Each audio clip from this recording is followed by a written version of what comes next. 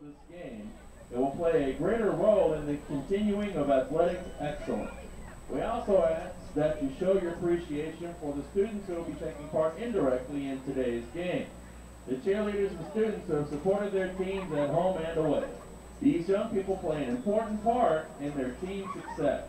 The officials for today's game have been mutually agreed upon by... Good evening, Mustang fans, and welcome to Handley Field in East Fort Worth, where tonight the Grapevine Mustangs take on the Northside Steers in the district opener in 4-5A Division II as they try to get their first win of the season. It's a Thursday night, but this is still Mustang Friday nights. As students, parents, and citizens to demonstrate the kind of respect for these officials you extend to any day to the president He's going to be stopped for it, and it's into the end zone for the touchdown.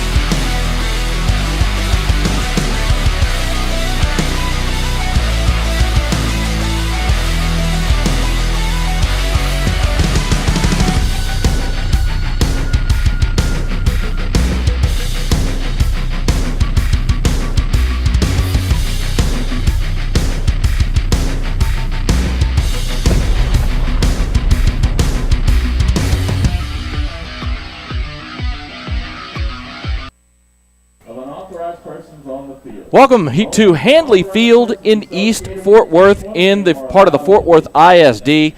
This is Jacob Dedamore here along with my broadcast partner Tim Smith. Carly Isbell will be with us tonight as well on the sidelines. And we are here tonight for the district opener in 4-5A Division II as the Grapevine Mustangs take on the Northside Steers. The Mustangs coming in at 0-2 tonight after their game against Argyle 2 weeks ago. Was canceled due to weather. Less than a little over half of a quarter into that game, the weather came through and just wouldn't let up and wouldn't allow them to get the game restarted.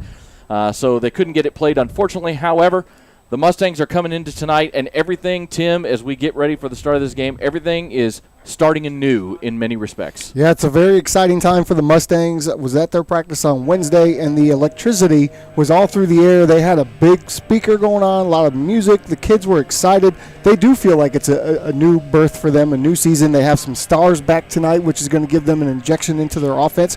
I'm looking for a good game out of them as they start district play. They've been successful against Northside the last couple of years. We've been with them. This is possibly the best Northside team that we've seen in the last few years, but Grapevine has a lot to prove tonight, and they're hungry because they didn't get to play in that last game. Yeah, and we're going to hear the thoughts of head coach Bob DeBess, of course, this pregame show, and the thoughts of head coach Bob DeBess brought to you by our friends at AC Pros, and we're going to hear those in just a moment. But that is kind of the key tonight, is the fact that, you know, as much as you want to replicate game speed, it's really impossible to do in practice, and the kids are hungry.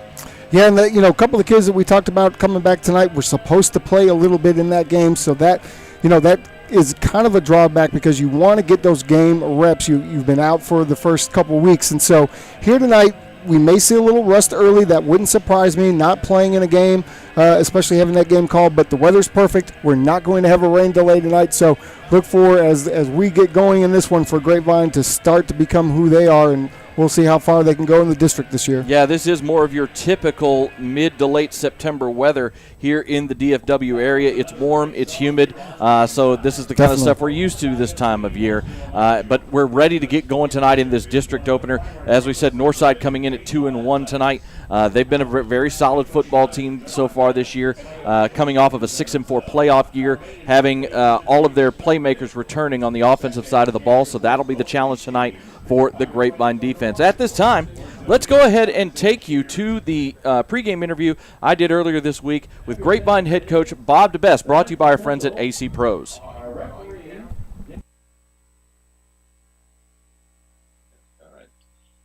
Jacob Dedamore here, and I'm joined right now by Grapevine head coach Bob DeBess. This interview brought to you by our friends at AC Pros. Coach, we were going to be having this interview after a bye week. Turned out that bye week ended up going a little longer than you expected with the cancellation of the Argyle game 2 weeks ago. How have you guys handled all this extra time off with the team? I think we've handled it well. I think the kids have handled it well, but I'll be real honest with you. You can see they're ready to play.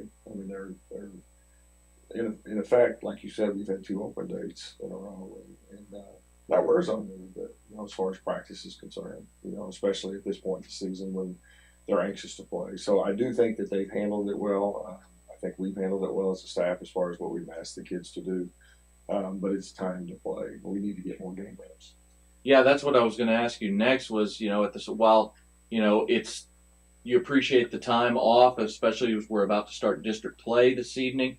At the same time, missing those game reps really kind of stunts the growth of a young team. Oh, it does. Yeah, it does. And we needed it desperately. Argyle wanted it desperately. We both wanted to play the game desperately. It was the right call when it was made. But again, like I've said, several times, you can't replicate game reps in practice. It's only game reps that will teach you those kind of things. And so you're right. I mean, we have a bunch of guys that need those reps.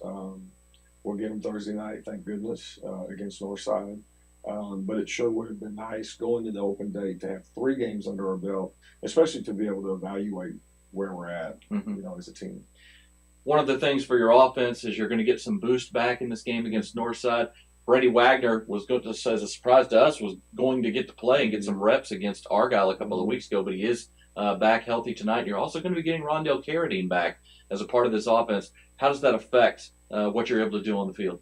Well, it gives us more explosiveness with Rondell being back, he's going to be back, but we got to watch it. He's going to be a little bit limited as far as reps are concerned, so we're going to have to be careful how we use him.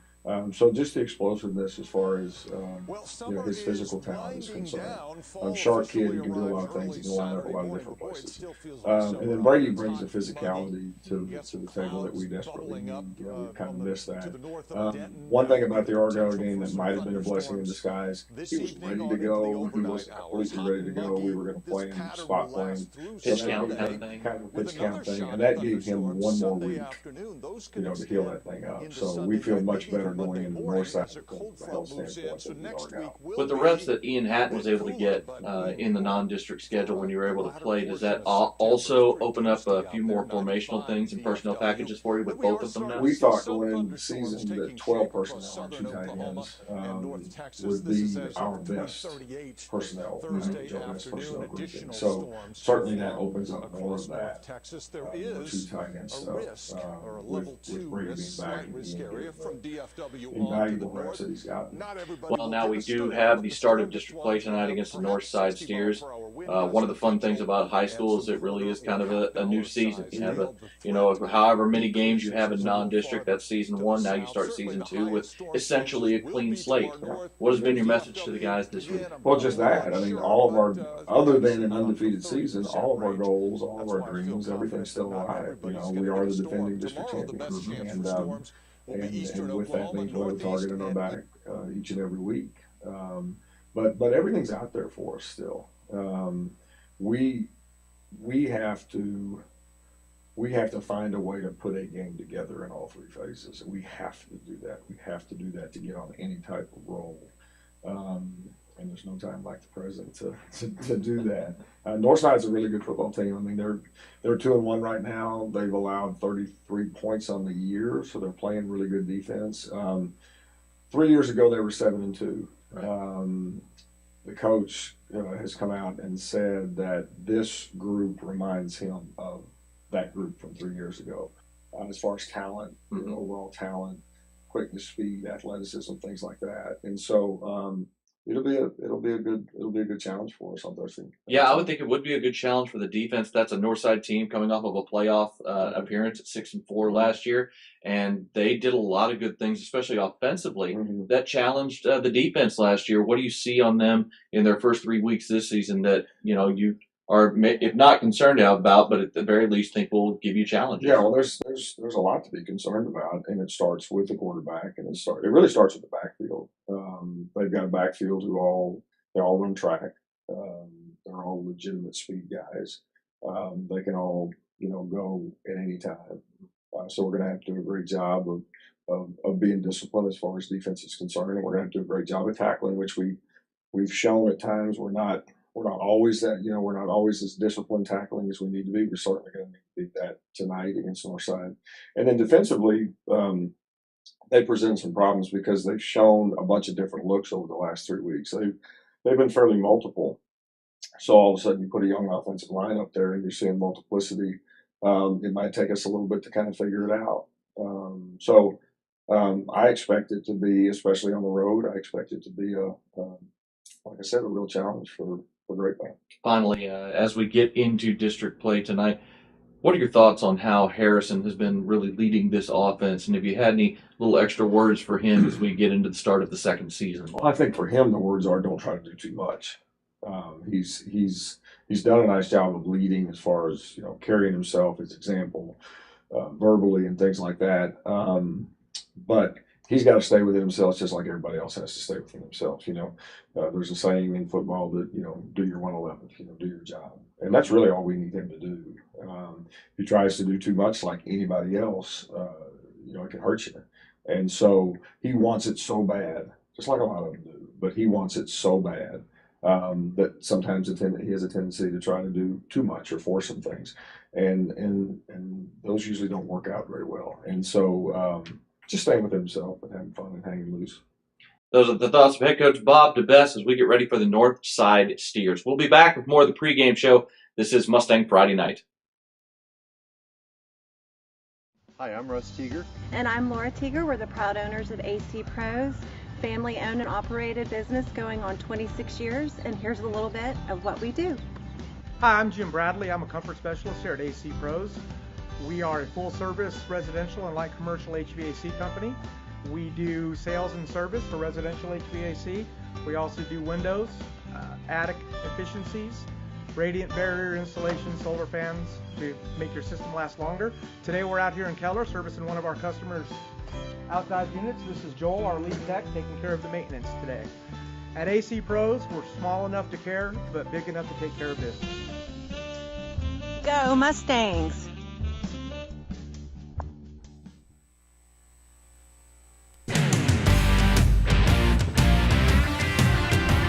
Welcome back to Handley Field. This is the AC Pros pregame show. Jacob Dedamore and Tim Smith here with you as we're getting ready for the opening kickoff of the district opener in 4-5A Division II between the Grapevine Mustangs and the Northside Steers. And now it's time for the district opening week version of Tim's Takes. Here's my broadcast partner, Tim Smith. District opening weekend. Thank you, Jacob, and welcome back to Mustang Friday Night, special Thursday night edition.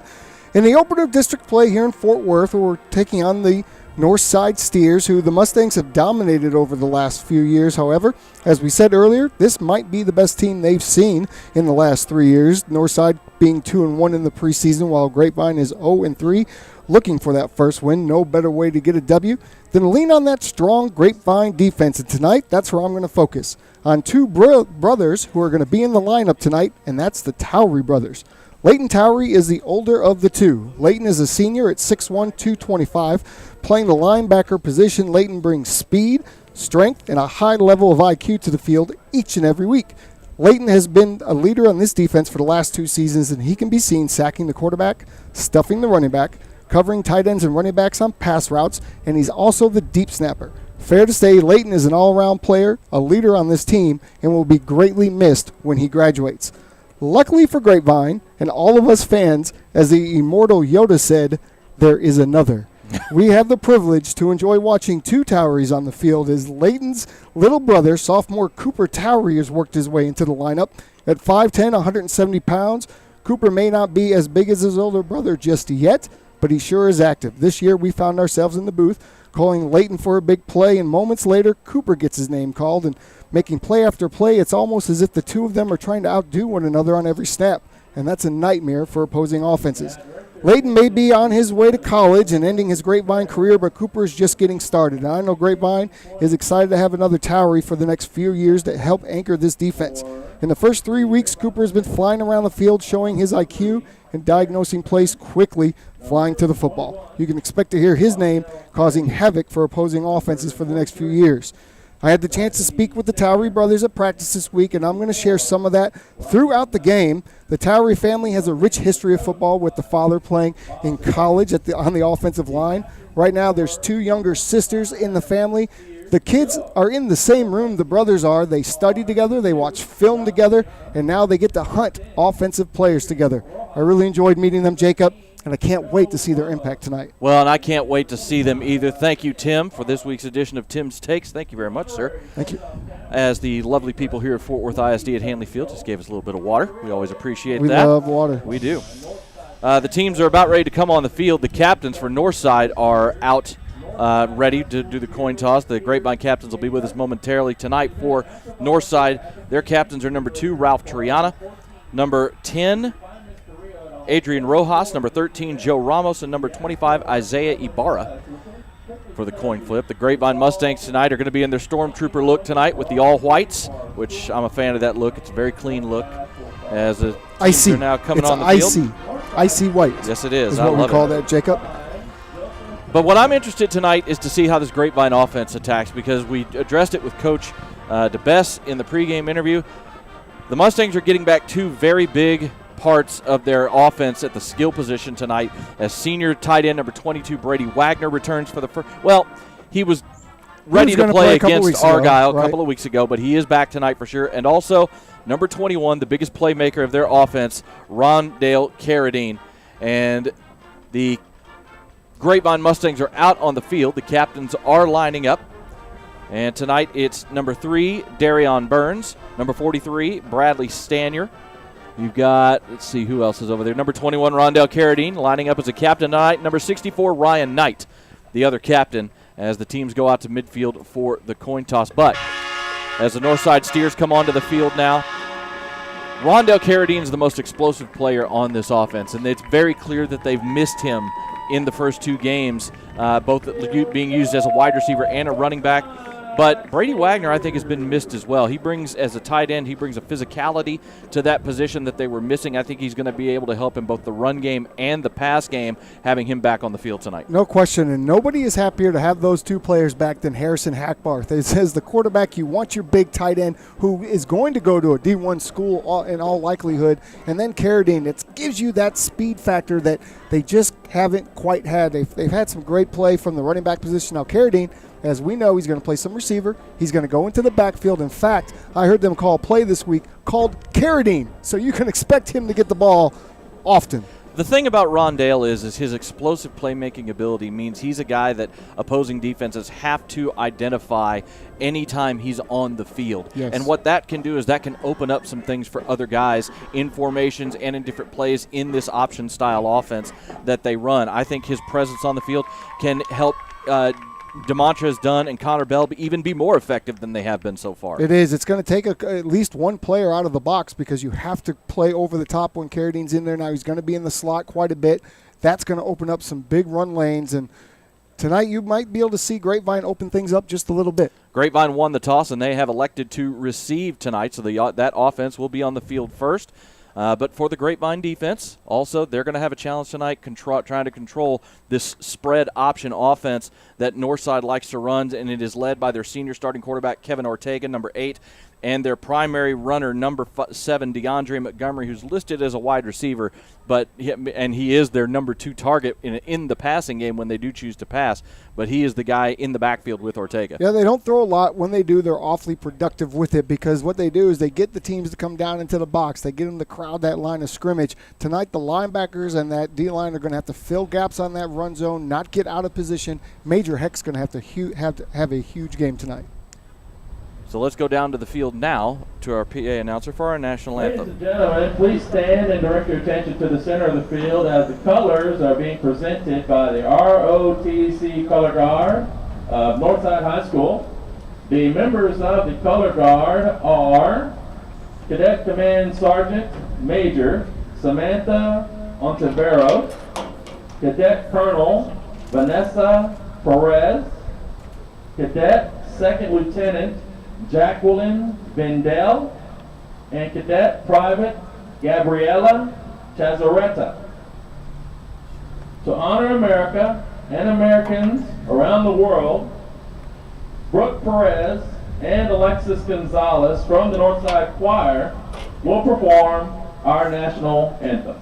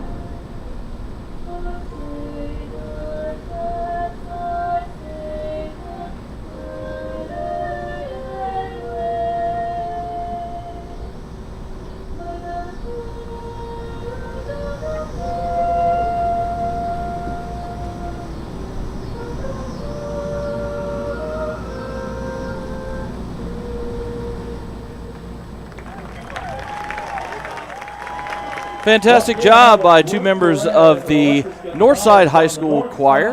Lovely job by those women as the colors are now being brought off the field. Nice job, ladies, as they're walking through the press box here.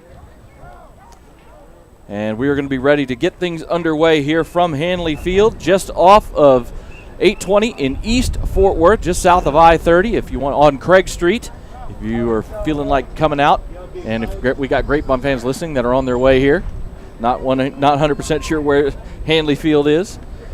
Handley Field is, they've refurbished this place over the last couple of years. They got some money from a production company thanks to the movie 12 Orphans a few years back that put some money into Fort Worth ISD to kind of spruce up the field. This is going to be one of the more intimate views we have the rest of the season. You know, I love this level as far as the view we have tonight. We're pretty low. It's going to be a fun night of football. Yeah, we have a great view. This is one of the bigger boxes we've had the chance to be in when we're on the road, and nice and open. And here we go. It's about kickoff. It's been a long wait, but district play is finally underway. Let's go Grapevine. Joe Ramos is going to kick things off for Northside.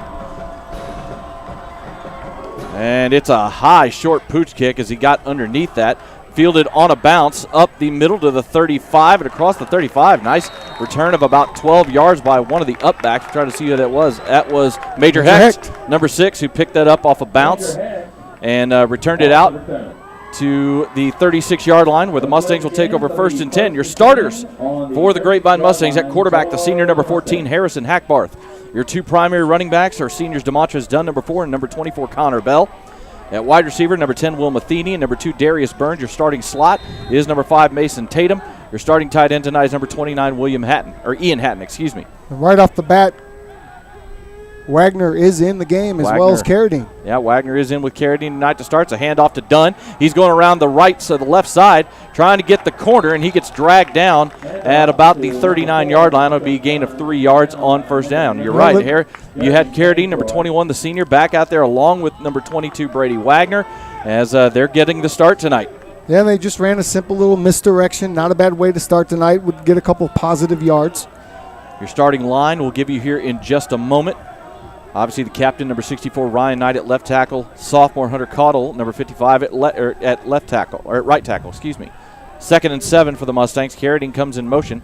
Snap back. It's another handoff to Dunn. Breaks a tackle. Gets across the 40 out to about the 41 to be a gain of 2 to set up 3rd and 5. The rest of the starters in the offensive line, the sophomore center, number 51, Ethan Rudolph, and 2 junior guards at right guard, number 70, Bergen Weir, and number 71, Daniel Campos, both juniors. Campos in for the injured Ben Williams, who got hurt in practice leading up to the Argyle game about 3 weeks ago. Injured his collarbone. Hopefully he might be back at some point this season. We'll see. Now they come in, they take the tight ends out. They go more just wide receivers with Connor Bell in the backfield. 3rd and 5, snap back to Hackbarth. He's looking to throw. Pass over the middle, and it's incomplete. Through the hands of the intended wide receiver. That was number 1. Number 8. Oh, that was number – no, that was not Bryson Davis? I thought that was number 1, No, that was Bryson number Davis. 8. Okay. That was number 8, Ryan Hamilton. It was a good throw, you though. got to be able to, you have to catch that ball. I know it's the first time the ball's come to you here tonight, but, I mean, that's right in the hands. It's a good throw by Harrison Hackbarth on time. Easy first down, but that's okay. Well, and this is the problem they had against Azle a few weeks ago. They Couple had drop balls receivers early. dropping passes. Yeah. So the Mustangs will have to punt on their first possession. Snap back to Hunter Rhodes. He rolls to his right. Line drive kick. Going to take a Grapevine roll inside the 30. Now it's going to roll inside it, and it'll be killed at about the 27-yard line. So the Mustangs come out on defense. And defensively up front, your ends are junior Bradley Stanier and your Jack linebacker / end, sophomore, number 11, Tatum Evans. Devin Thomas, the senior, at one defensive tackle. Ty Hohenberger, number 95, the junior, at the other tackle. Your 3 linebackers, Leighton Towery, number 19, number 6, Major Hecht, and number 34, Luke Gormley. Your starting cornerbacks, number 3, Darion Burns, number 8, Ryan Hamilton. Free safety, number 1, Brian Davis. Your other safety is number 9, Brady Boozer. 1st and 10 for the Steers at their own 27 here in the first quarter. Snap back, handoff, and crunch right in the backfield. The Grapevine defense penetrates, and it's going to be either no gain or a loss as the handoff was to number 7, DeAndre Montgomery. the leading rusher for this Steers team, averaging 4.3 yards a carry with 6 touchdowns, 370 yards through 3 games. Well, already it's Devin Thomas with the big play. I talked to him Wednesday morning. He walks up to me during his practice. He couldn't have been more excited that they were starting district play. He was a little irritated at the fact they didn't get to play in that last game due to the weather, so he's extremely excited about tonight. Second down on a roll by Ortega. He keeps it and takes it, cuts it up himself, gets out past the 30 to the 32 for a gain of about 5. Ortega is very much a running threat. When Northside passes, they don't pass a lot, but they've been efficient when they do it. But Ortega they're going to have to contain him because even when he drops back to pass, he is a very big threat with his legs. Absolutely. That's a heck of a tackle by number 11, Tatum Evans, who comes in and puts a good hat on him, drives him into the ground with the shoulder, all legal. But let him know you're here. Let him know if you're going to be running through our defense, you're going to take some hits. Cooper Towery in the game at linebacker along with his brother. Snap back, handoff, and hit in the backfield is the quarterback Ortega and dragged down by the jersey from behind. Penetration immediately blew up the timing on that play, and the Mustangs drop Ortega for a yard loss and force a punt. Tatum Evans coming out, and he is a force to be reckoned with on 2 of those first 3 plays. First, it's Devin Thomas, who was in on that play as well, but wow, quick penetration up the middle is always going to blow up the play. So the Mustang defense forces a 3-and-out on their first possession as well. Punt team is on as Ramos is in to punt it away. Bryson Davis back to receive for the Mustangs. And flags, we may have a delay of game here just as an FYI to those watching. The play clock is not operable tonight here at Handley Field. They told us before the game that it's not working, so the officials are going to be keeping the play clock time on the field. Everybody's aware of it. Everybody knows there are hand signals that the officials use to let players know. Yeah, unfortunately the quarterbacks do, but who's responsible for the snap on the punt? It's going to be the up man who tells the center that he's not used to looking to the ref for the time, so look for some of those mistakes. Extra thing for the coaches to watch tonight as well. Good punt by Ramos over the head of Davis. Takes a north side roll. Wow. It's going to go is not even going to go out of bounds. It's going to die at the 16. A beautiful punt by Joe Ramos. Deep with the wind at his back tonight. It is a breezy night here at Handley Field, blowing out of the south. That's as good of a punt as you could have asked for, and completely flips field position now, and Grapevine starting deep in their own end. That's a 53-yard punt from Ramos. Incredible. So the Mustangs will take over at their own 16 as they're going to come out with Carradine and Dunn both in the backfield here on first down. Hatton's going to be in as the – nope, that is Wagner, is in at the up back.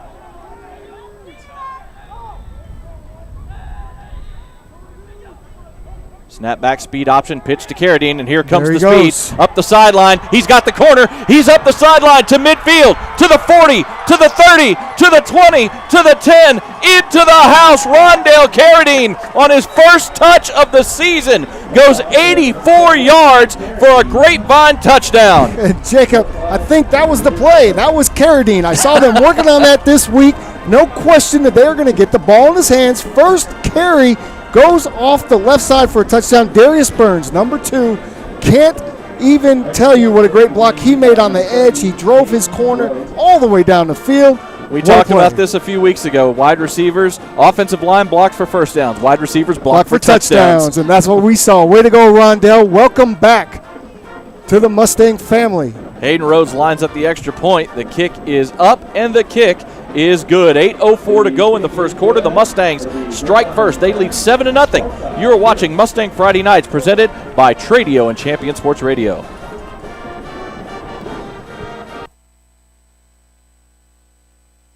How did you sleep last night? Is your mattress ruining your sleep or causing your back to hurt? If yes is the answer, it's time for a new mattress and a rest test. At Stacy's, our trained sleep consultants are here to take the guesswork out of buying a new mattress. An important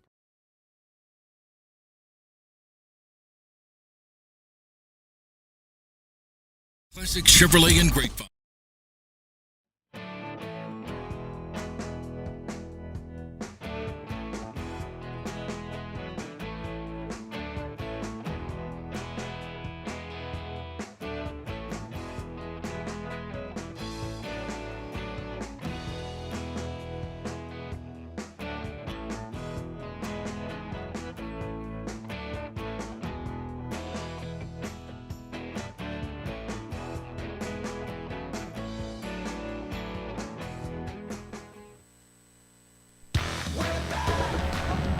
We are back here at Handley Field as Hayden Rhodes lines it up to kick it off. It is a high, deep kickoff. Going to be returnable, though, at about the 6-yard line. Coming towards the near sideline. Nice stiff arm, but also a nice tackle right on top of it. That time, that was number 9, Brady Boozer, on a great tackle as the running back. That was number 7, who is the starting running back for Northside as well. Number 7, DeAndre Montgomery, tried to stiff arm Boozer to the ground, and Boozer said no. Boozer is a tall, athletic kid. In person, you see he's got something a little bit special about him athletically, and it takes a lot to run down on a special team like that and make a strong tackle. I love that effort. Special teams, all effort. You got to love it. Great tackle. Ended up only being an 11-yard return to the 17-yard line. 1st and 10 for the Steers as the Mustangs lead 7-0. Tight 4-wide set here. Well, three wide with an H-back on first down. It is a handoff up the middle and a little bit of room that time for Montgomery. Gets to about the 20 for a gain of 3 before that hole closes up. Interesting how they run that tight set with the 3 wide instead of spreading them out on those first down runs. Yeah, that's a little bit of a setup, I imagine, for their outside run game. You look for them to kind of fake up that middle and run a little option play, similar to what Grapevine did a little while ago. But it does make it easier on the defense to kind of bring people in and crowd that box a little bit. 2nd and 7 at the 20. Montgomery in the backfield. Blitz coming from the outside. Pass is dropped off and immediately hit. A great job all around, but we're going to have a flag. I think they're going to get Leighton Towery maybe for a personal foul of roughing the passer on this play. We'll see. He came in on a blitz and hit Ortega right as he released the ball. The ball was caught by number 15, Jaden Mora, and he was dropped for a loss. But they are calling roughing the passer. I don't know what he's supposed to do, Jacob. I took my eyes away to see the catch. So I watched the whole play. He did blitz in. He comes in very aggressive, was fast. Was it helmet-to-helmet contact? I didn't see helmet-to-helmet. I know he hits him. He plants him into the ground. I mean, it didn't look like he took more than a step.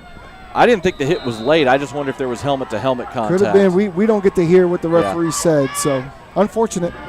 15-yard penalty, moves it to the 35, and the ball's dropped by Ortega, and he gets dropped behind the line of scrimmage by Boozer. There he is again, Boozer. It was a zone read play, and Ortega was going to keep it that time and try to go around the near side here towards the press box, but he dropped it on the exchange, picked it up, and as he picked it up, Boozer hit him right in the mouth. Yeah, when you're doing those zone read exchanges, sometimes the tip of the ball will touch, right, the hip of the running back, the elbow or whatever, and it just causes that ball to squirt out of your hands just a little bit.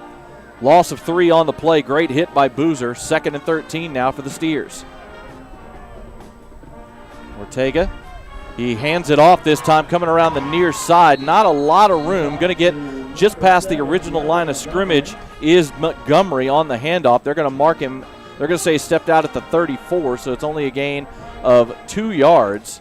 Strung out very well by the Grapevine defense. Boozer was there. 34, Luke Gormley, he was there. Well, that's one thing Grapevine's very good at. Sideline to sideline, they really hamper you as far as getting outside. They contain very well, and they have very good DBs that are able to come up and make tackles. 3rd and 11 now at the 34-yard line for Northside as they go 3 wide here with 2 to the far side of the field.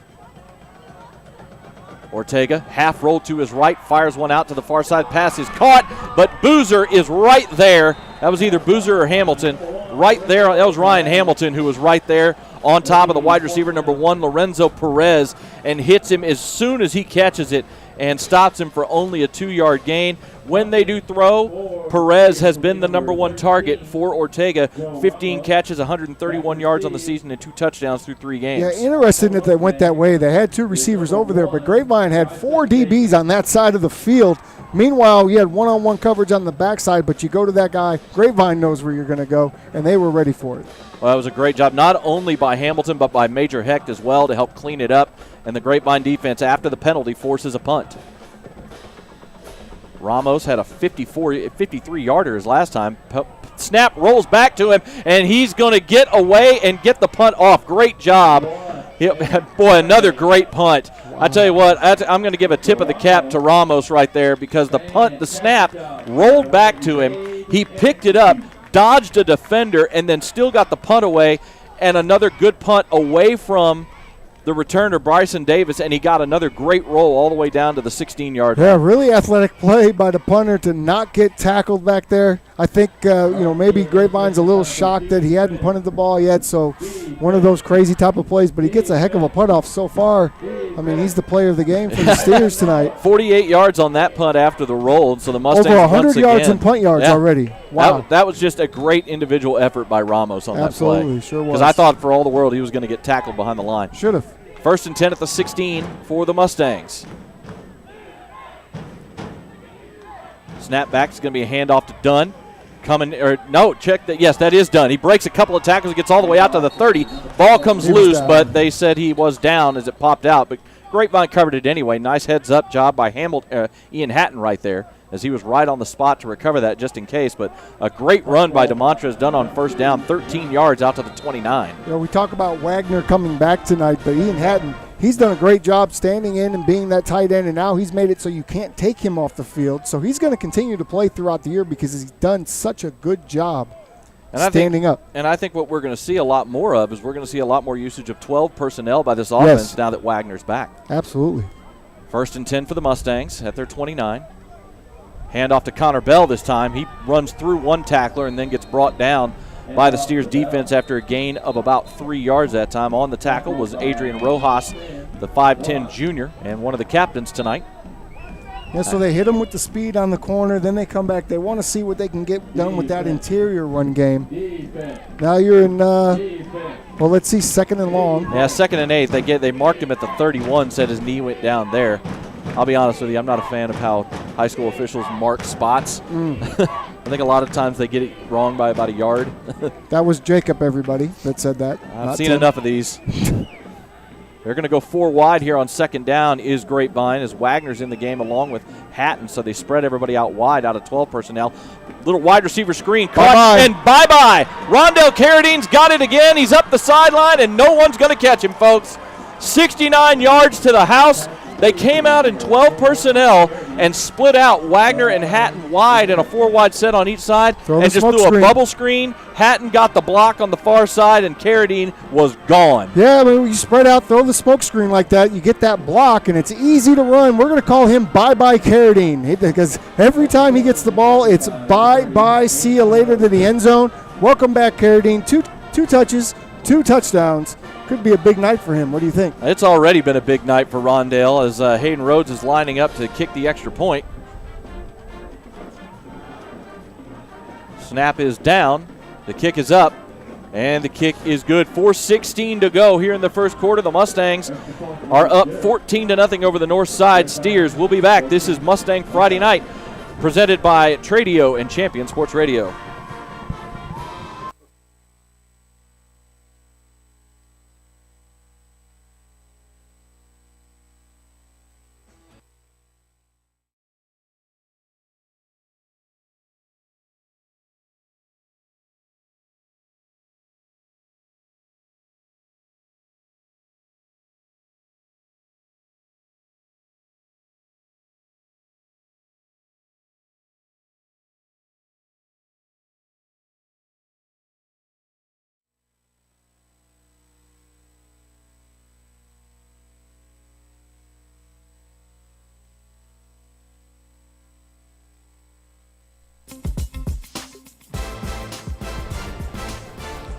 Back here at Handley Field in East Fort Worth, where Rondell Carradine has made his presence known in his first game back. 2 touches, 2 touchdowns for Rondell Carradine, and the Mustangs lead by a score of 14-0. Jacob Dedamore here along with Tim Smith, and we're about to kick things off. All of a sudden, Harrison Hackbarth has his longest touchdown of the season. And what did I tell you? No one's happier that those 2 are back than Harrison Hackbarth. This kickoff goes into the end zone, and the Steers will take over at their own 25-yard line after the touchback. I mean, how, if you're Harrison Hackbarth, can you not be happy to have as dynamic of a playmaker back at your disposal as Rondell Carradine? Two touches, 2 touchdowns, 153 yards combined total offense. Yeah, I mean, it makes the entire Grapevine offense look different when you have that sort of game-breaking speed that you can get the ball to. And now, really, the Steers are going to have to adjust their offense and look for other guys to start to to get the eat off the plate a little bit here tonight. Now, the Grapevine defense, the first 2 series, has been all over the Northside run game, as the only first down Northside has received was via a penalty. And they're going to start here 1st and 10 at the 25, 3 wide set with 2 receivers to the far side. Snap back to Ortega. Handoff up the – nope, it is a little dump-off pass to the far side. Fooled me. Receivers forced out of bounds. It's Lorenzo Perez with his second grab. He gets knocked out of bounds at the 31 for a gain of 6. That was a really good fake by Ortega. I thought for all the world Montgomery had that ball going up the middle. Yeah, he did a nice little fake, and you have to sometimes manufacture ways for your best players to get the ball, and that's what they did right there, finding a way to get the ball into their speedy receivers' hands. Perez with the catch and a gain of 6 after he was knocked out of bounds, so it'll be 2nd and 4 now. Just over 4 minutes to go here in the first quarter. This quarter brought to you by our friends at Stacy Furniture and Design. Handoff this time to the near side, and just great pursuit, and that's going to be a loss on the play as Bryson Davis came up from his safety position and just completely rode DeAndre Montgomery out of bounds. And that's why it's so difficult to run outside against the Grapevine defense. Again, they are so fast and they're so good at recognizing plays and making that run fit immediately to the sideline. They have speed everywhere in the back end. Hard to run against them on the outside. Loss of 2 on the play sets up a 3rd and 6 now for the Steers.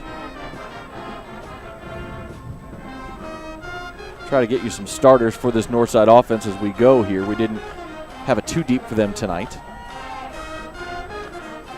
Montgomery offset to the right side of Ortega. Snap back. They're going to throw a screen to him out in the right flat. Breaks a tackle. Breaks another tackle. Gets across the 30. But then the Mustang defense gang tackles him at about the 32, about 3 yards short of the first down. Tell you what, for a second there, it looked like Montgomery was going to get loose. They set that up well with the little screen out to the far side flat with blockers in front. Broke a couple of tackles, but the Mustang defense finally corralled him. One thing they do very well is gang tackle. They run to the football, right? Devin Thomas almost blocked that pass to begin with. I mean, he was just inches away from knocking that ball away, but good pursuit is what Grapevine does, and they do that so well. I mean, this is, as Coach DeBest told me, this is a fast Northside team. You could tell what they're trying to do. They're trying to get the ball to guys like Ortega and Perez in space to where they'll have room to make guys miss. Well, you see Grapevine is playing kind of a bubble defense out there, too, to make sure they're not going to give that space. This punt from Ramos not nearly as good this time. It was kind of off the side of his foot and kicked sideways out of bounds on the north side bench. Number 25 Thomas Powers is back to receive, but that one kicked sideways and went out of bounds at the 41-yard line, which is where the Mustangs will take over.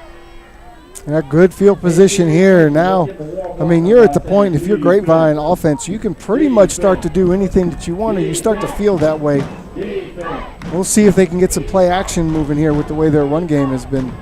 Only a 30-yard punt that time for Ramos. Best field position of the night for the Mustangs on their fourth possession of the game. Snap back, handoff to Dunn. Coming over the right side, bounces it outside and gets wrapped up. That's a great job of just muddling things up and pursuing, and they end up dropping Dunn for a loss of a yard as number 10 Adrian Rojas made the tackle. Yeah, 55 Hunter Cadell was out here by himself trying to block 2 guys. Great effort on his part, but they just had more leverage, did Northside, on that particular play. That was one, he's a young kid, Demontrez Dunn is. That's one, I think, a running back, as they get older and more into their position, they understand that's one he probably would have been best suited to cut up behind Caudle. 2nd and 11 now at the 40. Going to go 4 wide this time. Hackbarth looking to pass. Pass is caught on the far side into Northside territory. That pass caught by number 10, Will Matheny, with a nice grab. Heck of a job by Will, because he sort of slips on his cut but is able to get his balance back. The ball is perfect. Again, Hackbarth back foot, ball's out. Yep. Good timing. Thought we were going to have a little bit of an issue because of the slip, but he's able to regain his balance quickly is Matheny and make a great catch and get that first down. 14 yards on the catch by Matheny and a first down at the north side 46-yard line. That is one thing I've noticed about Harrison tonight. He's only, it's early, but he really seems to be on target with his throws tonight. He does. He looks very, very confident. 2nd and 10. I fake the option. Drops back. Hackbarth going deep. He's going for Carradine, and he comes up just a little bit short. Great coverage on the outside. Check that. That was not Carradine. That was Darius Burns who he was trying to hit up the far side. That was just great coverage. I mean, you did a good job to try to get the ball. You like to see that ball higher and to the outside shoulder to give your receiver a better chance as it lands inside the hash. But all in all, not bad. I have to give Northside all the credit there for the coverage. Certainly the coverage was good. Burns tried to work his way back in towards the ball, but just couldn't get inside the defensive back. As that time on the coverage for Northside, it was number 3, Trustin Holland, the sophomore. Great play by Holland. 2nd and 10 now at the Steers 46. Bell in the backfield. Snap back to Hackbarth. He's going to swing it out to the flat. Pass is caught. And going to get inside the 45 and not much more. It's a good job by the Steers defense of rallying to the ball, as that was Ryan Hamilton on the grab, but we do have a flag down. That little motion play, he looks downfield, doesn't see anything, so he comes back to his check down. I like the idea of not forcing the ball, take the check down, get what you can get. It was a gain of 2. Third down. Gain of 2 initially on the play. As Hamilton, and you give a good job, good credit to the Steers defense for recognition, as there were a couple of defenders that stayed with Hamilton. Sure did. Even though Hackbarth wasn't looking at him originally, and they did a good job of wrapping him up. Let's see what the call is here. Looks like this might be on the Mustangs. Well, they started to signal personal foul, did the official. And they're explaining something. Well, they're talking to the Northside coaches, so. It's an illegal blindside block on the play. So that'll be a 15-yard penalty against the Mustangs and take them back to their own 41-yard line. Didn't see who that was on the hit that made the block, but it was an illegal blindside block. So yeah, that's a safety issue. They took that out of the game to protect these defensive players. So I understand. I wish we knew who it was. It's the old Hines Ward play is basically what it is. Hey, that when I played receiver, I like to do that. I'd love to see back in the 80s, they could see you coming and you give them an ear hole, but you can't do that anymore. 2nd and 15 now back at the Grapevine 41.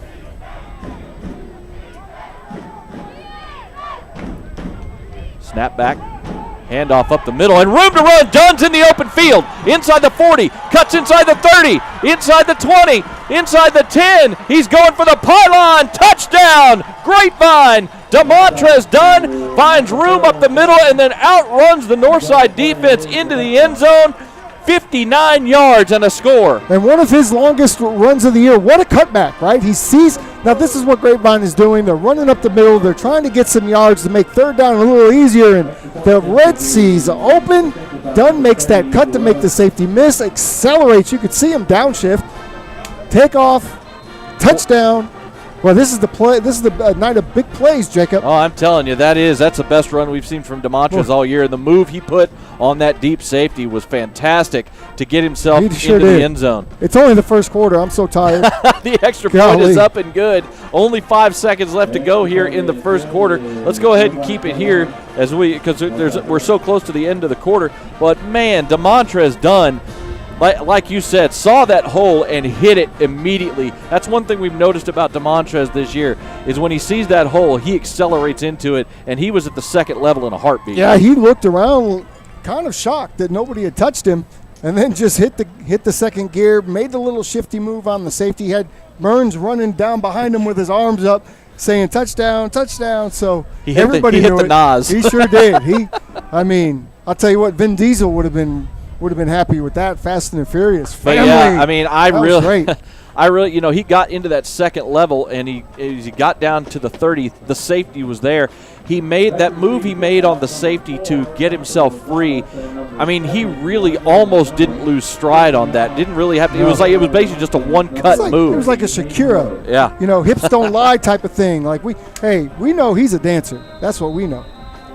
59-yard run for Demontrez Dunn, and the Mustangs have really come out strong. The dancing Dunn. Kickoff from Hayden Rhodes is high and short, going to be fielded at the 10-yard line up to the 20, and then wrapped up about the 21 as Connor Bell makes the tackle on the kickoff. Only an 11-yard return by Jonathan Rosales, the junior, and that will do it for us here in the first quarter. The Mustangs come out strong, scoring on 3 of their 4 possessions, and they go to quarter number 2 with a 21-0 lead. We'll be back here in just a moment on Mustang Friday night, powered by Tradio and Champion Sports Radio.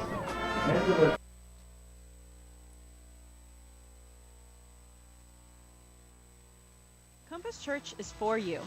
Join us each week to experience great music, a message that applies to your everyday life, as well as programming for your kids and students to engage on their level. Learn more. How did you sleep last night?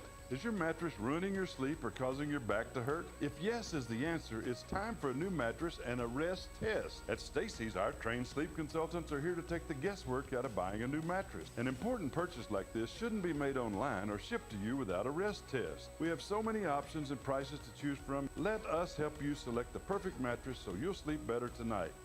Remember, if you're not shopping at Stacy's, you're burning money.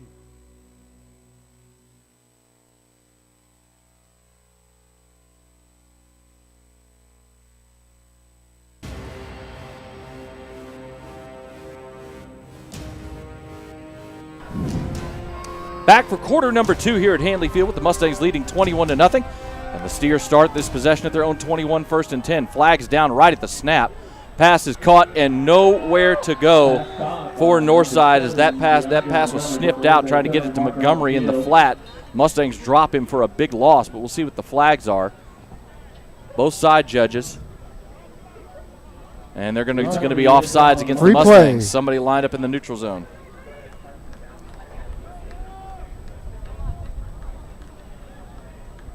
Not a great way to start the drive for the defense, but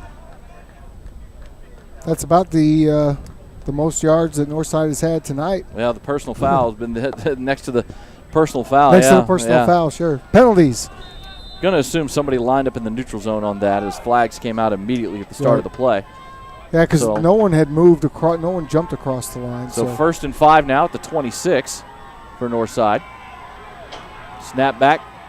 Keeper by Ortega going around the far side, gets the corner up past the 30 and then slides down at about the 33-yard line. It'll be a 1st down and a gain of 7. That's a little bit more of what we expected to see tonight with him getting a little bit more loose. And we know he rolled his ankle a couple of weeks ago. The defensive players I spoke to, especially the Towery brothers watching film, were a little concerned that maybe his ankle wasn't hurting anymore, that he was going to be able to run. They thought they'd have a little easier time containing him if he was somewhat injured, but ankle looks great. He looks fine. So far, hasn't been much of a factor, to be honest. Looks solid on that run right there. Nice moves on the outside. 1st and 10 at the 33 after the gain of 7. Snap back. He keeps it, and the ball's knocked out. Modimanu strips it, and the Mustangs pounce on it. Vili Modimanu got in there immediately, hit Ortega, knocked the ball out, and I believe that was Bradley Stanier who got on top of the ball first and recovered that fumble. 3 Mustangs dove at it, so it was going to be Grapevine ball. Just a great job right there by the Mustangs. Tatum Evans was in there as well, and they forced the first turnover of the ball game, and they take over just inside.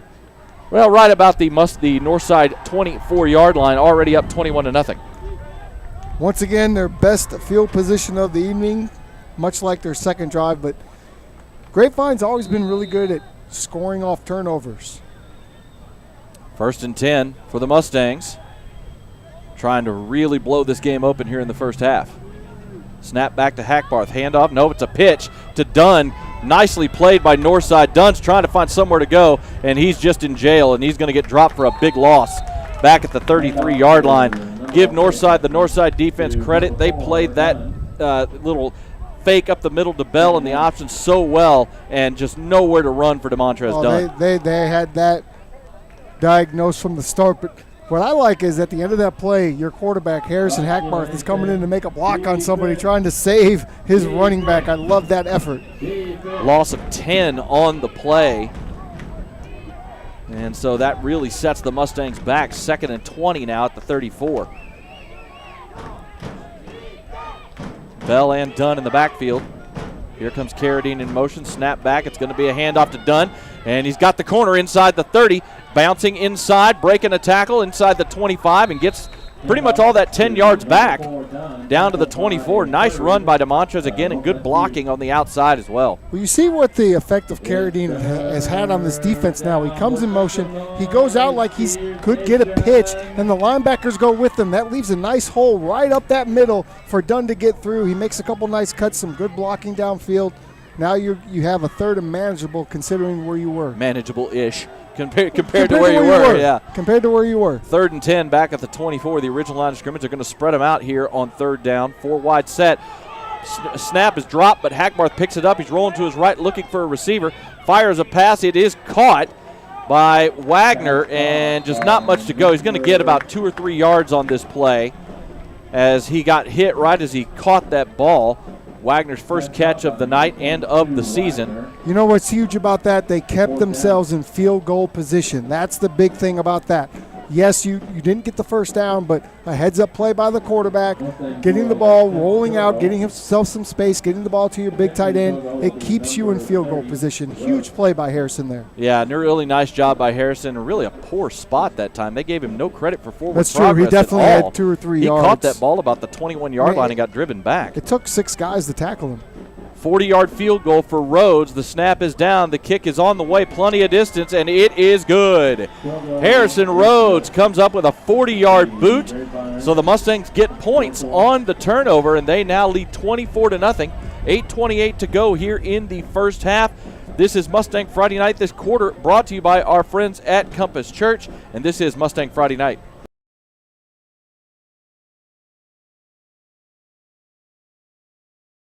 Compass Church is for you.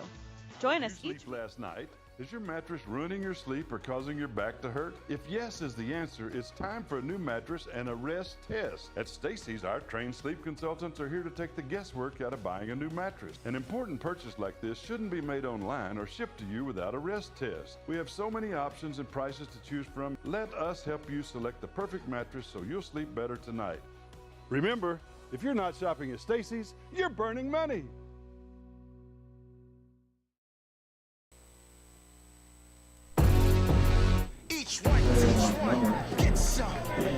Hayden Rhodes boots one in from 40 yards out, so the Mustangs do get points off of that turnover on the strip sack by Vili Motamanu, and now the Mustangs have extended their lead to 24-0. Jacob Dedamore and Tim Smith here with you.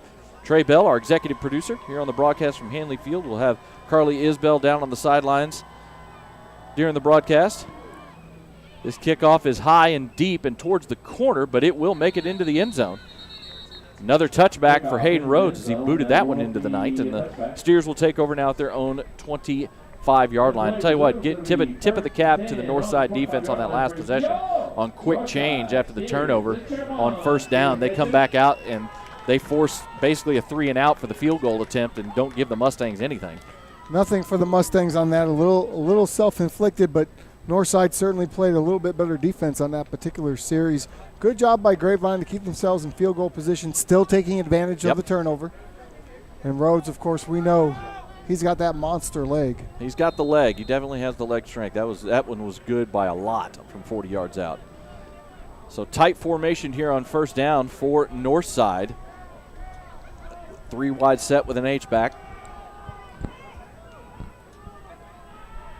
Ortega in the backfield with Montgomery. Snap back. It is going to be a keeper up the middle by Ortega. Gets through the line up to about the 30. Nice job by Ortega right there, really just darting right through that line. As soon as he found a little sliver, he accelerated through it and got a nice solid gain. They're going to give him 6, almost 6 on first down. Really hasn't been a lot of room in the middle of that Grapevine defense until that particular play. Ortega, returning starter for this Northside offense at quarterback. 5'10", only 165-pound senior, but you can see the speed when he gets a little chance to move. He's wiggly. That's for sure. 2nd and 4 now at the 31. Receiver in motion. They're going to throw a screen to the far side. And got a block and got some room out there. First down. Nice play. Nice blocking all around. Northside gets the ball out past the 40 as number 3, Trustin Holland, made the catch. And they're going to mark him out at the 44 for a gain of 13 yards. Check that, 42-yard line, gain of 11. And is that the Northside first down that they've gotten without penalty? Yes, it is. I believe it is. Yep. It's their first offensive first down. So they've got something going now. Nice play that time on the far side. Got the block on that wide receiver screen. Ortega back there with Montgomery. Shifts him to his left side now. Fake. Ortega goes up the middle with it. Breaks a tackle. Gets up near the 45 before he's finally brought down. Nice little run again. Again, as you said, he's shifty. Devin Thomas and Tatum Evans there on the stop. Uh-oh. And he's but he's down. Ortega's the one who's... He is not getting up. Yeah, he's sitting down on the turf after getting wrapped up. You know, we know... His looks ankle. like he's reaching at that right leg. It actually almost looks like he's reaching for his knee, but we don't know. Don't want to speculate. We don't know what the injury was. We had just been told that in their game, week 2 against Saginaw High School, he did get hurt. And we know he didn't play in their week 3 game against Wilmer Hutchins, their one loss on the season. He missed that ball game. So he is, coming tonight back on the field, but coming back from an injury of some kind. We had heard it was an ankle, but he's got a big brace on that right knee as well. I don't know if that's the ankle that was rolled, but he's certainly not putting any weight on that right knee whatsoever. Yeah, and that's unfortunate. Ortega having to be helped off the field by the trainers. You never like to see that. No. Especially in high school. But going to check in now is going to be Angel Valdez, number 19, will check in at quarterback.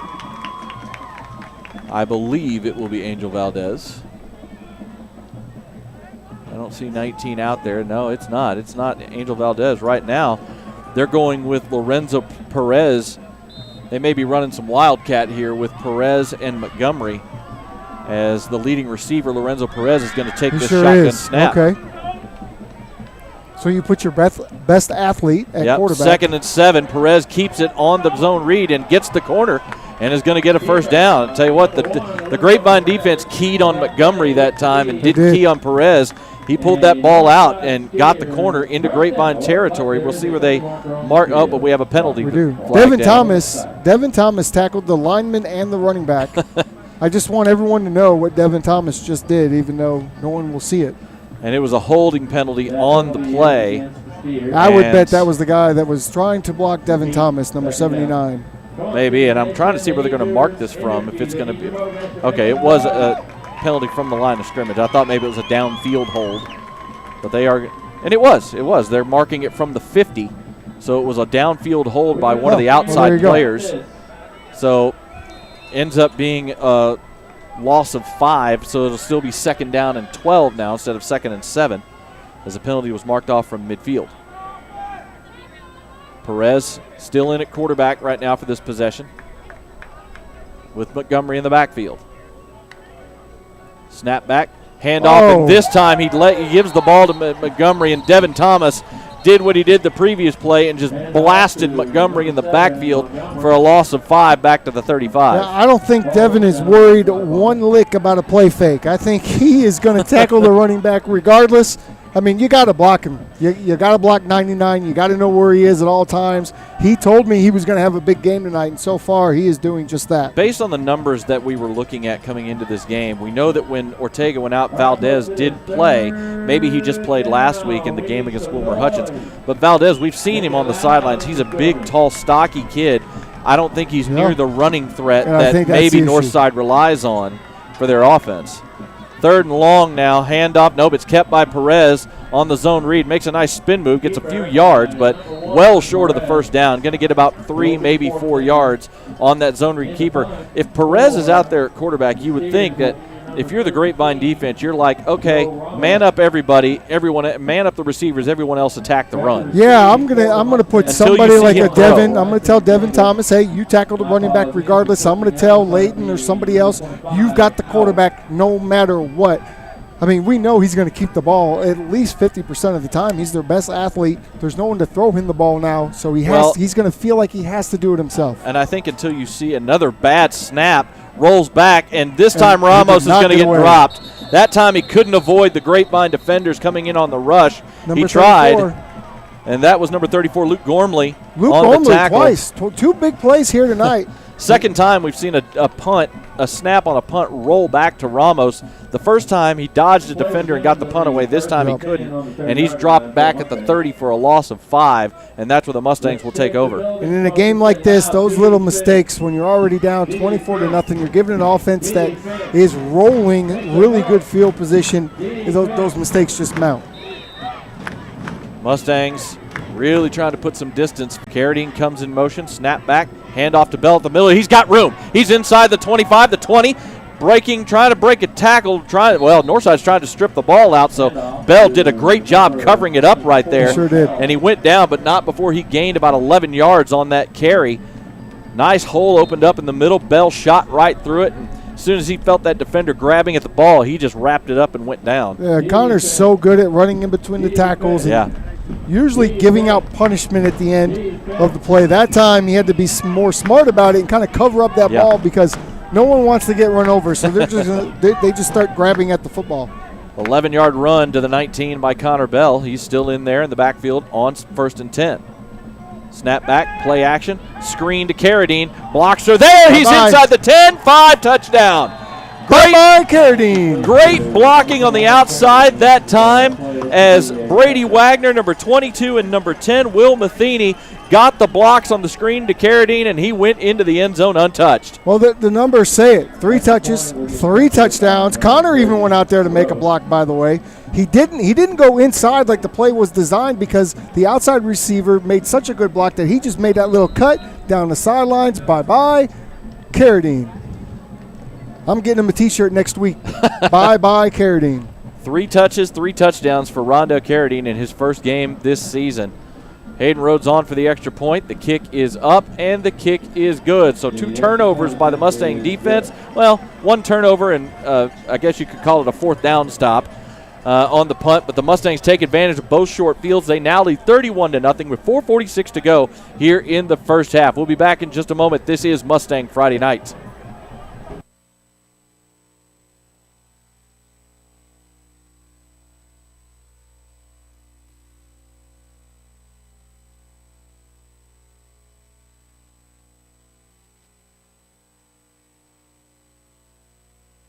Classic Chevrolet in Grapevine is working overtime by extending our biggest Labor Day savings. New Silverados, $400 on the ground and ready for delivery. Not 7, not 8, 10 grand off MSRP. That's right.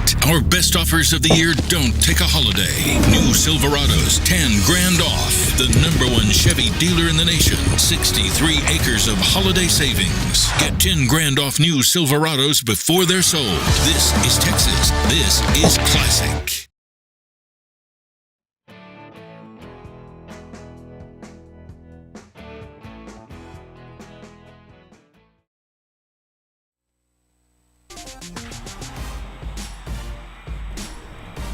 Hayden Rhodes lining up to kick things off. Jacob Dedamore and Tim Smith here with you at Handley Field in East Fort Worth. High, deep kickoff. That one's going to land about 6 yards deep into the end zone for the touchback. So the Steers will take over at their own 25 on the next possession. We'll see what they do at quarterback. Hayden's getting a workout tonight, no question about it. He is kicking. He is kicking field goals, extra points, kickoffs, and punts. He's only had to punt once. But Hayden's getting a workout tonight. Mustangs now lead 31-0 over the Northside Steers. This is the District 4-5A Division II opener for both teams. And it looks like they are going to stick with Perez, the wide receiver at quarterback. Lorenzo Perez, the leading wide receiver on this team. They've gone to him at quarterback after the injury to Ortega on the last possession. Montgomery in there in the backfield. Handoff on 1st down. Montgomery takes it, and he gets met right at the line of scrimmage. A flag comes in from the far side as he gets maybe a yard on 1st down. Got a feel for Coach Joseph Turner. You know, you have your offense the way it's set up. They're not a terribly deep football team, Northside. And when you lose your playmaker and you're going to have a penalty against the Grapevine Mustangs, face mask on that tackle. So second time tonight that the Mustangs have committed a personal foul. Now, unfortunately, where that flag was thrown, it's either usually a holding or a face mask. It was a face mask on the tackle. Nothing malignant. I'm sure it wasn't on purpose by any means. Sometimes you just grabbing at stuff and, you know, the face mask gets in your hand. Whoops. That moves it out to the 41, first Nothing and 10. malicious. Just under 4.5 minutes to go here in the first half. Snap back. This time Perez keeps it going to the outside, cuts it up, and has a nice run out past the 45. They're going to mark him at the 47, a gain of 6. I mean, here's the thing about Perez. You talked about it. They're trying to get their best athletes involved in this offense, even though Ortega is out. So having Perez runs it keeps that speed in the backfield for that zone read offense that they like to run. Yeah, and you think that they could still pop some big plays. You still have your number one running back in the game. And I saw Perez warming up here on the sideline too, so, I mean, it's not beyond the realm of possibility that he will throw the ball. 2nd and 4 now at the 47-yard line of Northside. Snap back, handoff to Montgomery. Finds a little bit of a crease, but then it gets shut down pretty quickly. They're going to give him forward progress to the 49 for a gain of 2, setting up a 3rd and 2. Third and very short now. 3rd and about 2 yards here. Doesn't look like they have the chain stretched completely on the far side of the field here, but either way, it's 3rd and short. Nice, Montgomery tried to get up through there. The hole just closed really quickly as Gormley filled that hole along with, I believe, that might have been Hohenberger.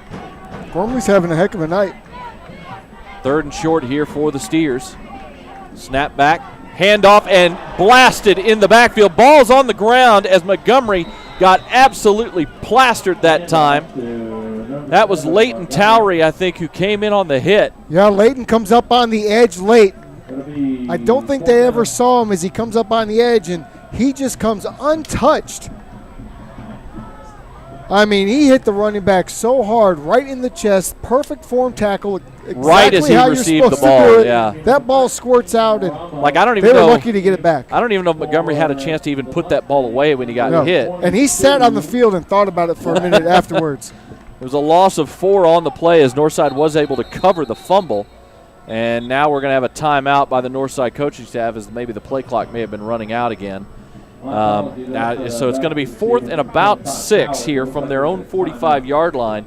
Already down 31-0. You also wonder if maybe they call timeout here and maybe they put something on here on special teams being near midfield. You never know. Could be a fake. Could be. They could be wanting to. They could be wanting to change things up or at least have a call. You know what we say on the in the park when you're playing football and this happens? Look for the Mickey Mouse. Look for the Mickey Mouse. Now we're getting to see a replay here of the hit on that 3rd down carry. I mean, right as Montgomery. Montgomery he never even got the ball. Yeah, he just dropped the. He dropped the. You know the what? ball Because immediately. he saw what was about to happen. He might have gotten big eyes right there because he never had that ball in his gut at all. And that's the quarterback's fault. Because now you don't play quarterback. And now we come back to a guy who doesn't play quarterback. He's not looking at the line of scrimmage. He's not making that pre-snap. Never should have handed that ball off, to be honest with you, because you have an overload on that side. Yep. And Leighton was coming untouched. And right as that ball went through the hands of Montgomery, he got hit right in the grill by Leighton Towery. We look for Leighton. He went and visited at Harding University where his father played football last week, so he's going to bring that to the next level. So the punt team is on. Back to receive is number 25, Thomas Powers. He's back at his own 20. Ramos back to punt. This snap is actually good, but the punt was nearly blocked. Ramos was able to get it away, and he gets a roll to about the 25-yard line where it's killed. It's going to be about a 31-yard punt right there. But Ramos, that punt was just a hair's breadth away from being blocked. Cooper Towery almost had himself a punt block as he got in very, very quick. He laid out with his hands up in the air. Oh, he almost got there. If he were just a little taller, if he was as tall as his brother, he probably would have blocked that. So the 30-yard punt, the Mustangs are taking over this next possession at their own 25-yard line. 2:09 to go here in the first half. Mustangs still have all 3 timeouts, leading 31-0. Connor Bell going to start this possession, in the backfield with with Harrison Hackbarth.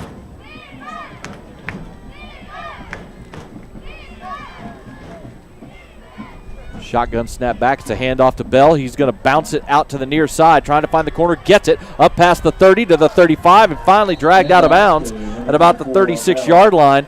Tackle made on the play by number 25, Isaiah Ibarra, one of the captains, but a nice job by Bell. Like you said, normally a guy who kind of stays between the tackles and gets right up the gut. That time he did a fantastic job of reading the blocking, bouncing that outside, and getting a 12-yard gain. Yeah, we don't see him do that very often, but he really showed some good vision on there. Receivers blocking downfield hard for him, and then, of course, he finishes the run hard like we expect him to do. 1st and 10 for the Mustangs. 2 minutes to go in the first half. Snap back to Hackbarth. He fires one over the middle. Caught by Carradine. He is going to just get tripped up. He was if that was a touchdown-saving tackle that time by the captain, number 25, Isaiah Ibarra. He got to the ankles of Carradine and knocked him down. Otherwise, that was another house call. Another laser by Harrison Hackbarth. Well, we have seen a different Harrison Hackbarth here tonight, but he put that right in the chest of Carradine. You're right. That ankle tackle saves the touchdown. Bye-bye Carradine was on his way. He was 24 yards on the catch and run right there. As that time, Carradine was lined up in the slot, and as you said, a perfectly on-target pass by Hackbarth hitting Carradine in stride. 1st and 10 at the 39. The two tight ends in the game, both Wagner and Hatton. They switch sides. Hand off to Bell. Got the corner inside the 35. Tackled down from behind after a gain of about 5 yards, as that was a good job of pursuit on the backside by number 2, Ralph Triana, and number 3, Trustin Holland. And both tight ends, Ian Hatton and Brady Wagner, making blocks downfield. Hatton had himself a little pancake there in the middle of the field, so why not run behind your two big tight ends, especially we know that Wagner's going to be on his way to a D1 school somewhere once he makes up his mind, so why not run right behind him? 5-yard carry, 2nd and 5 at the 34, 45 seconds to go in the half.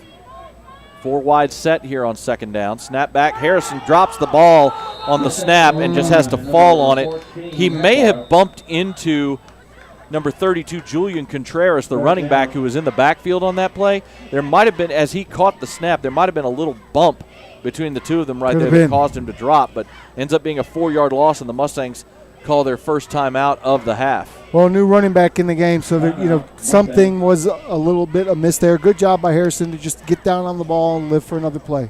We'll go ahead and take a quick break here. This is Mustang Friday Night.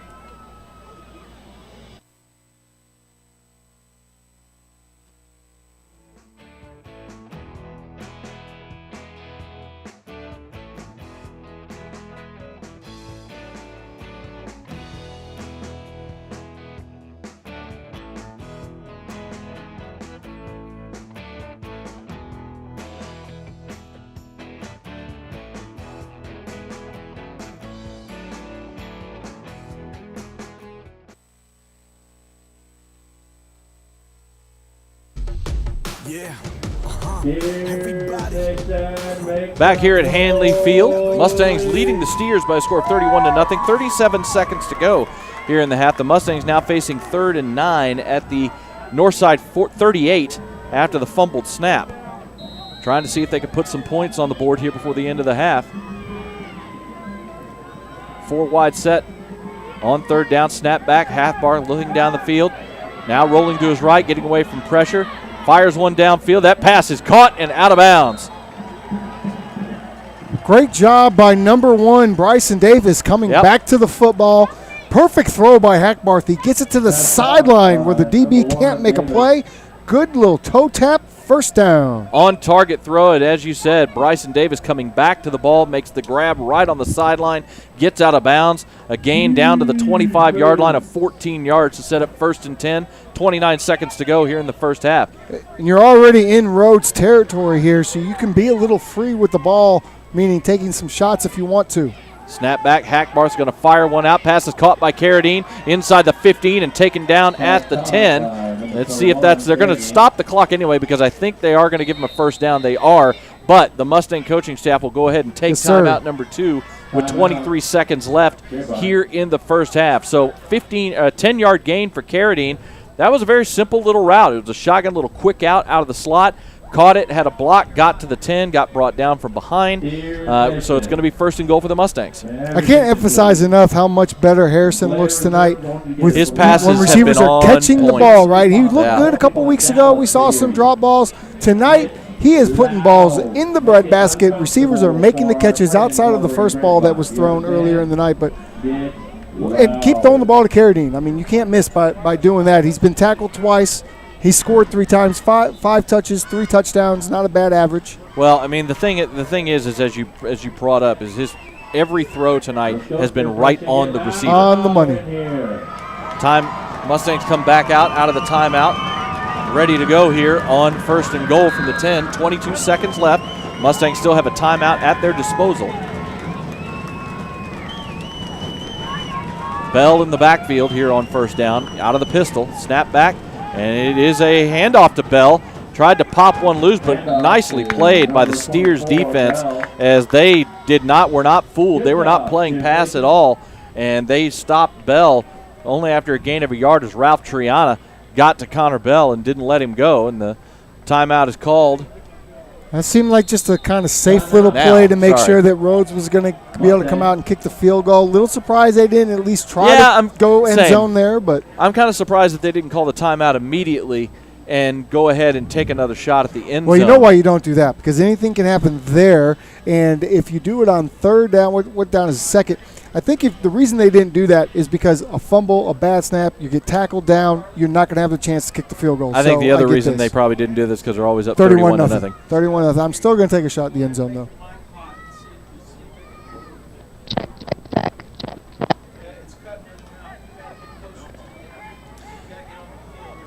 So Hayden Rhodes is going to line up here for a 25-yard field goal with 1 second left. As Coach DeBest called timeout to set this up.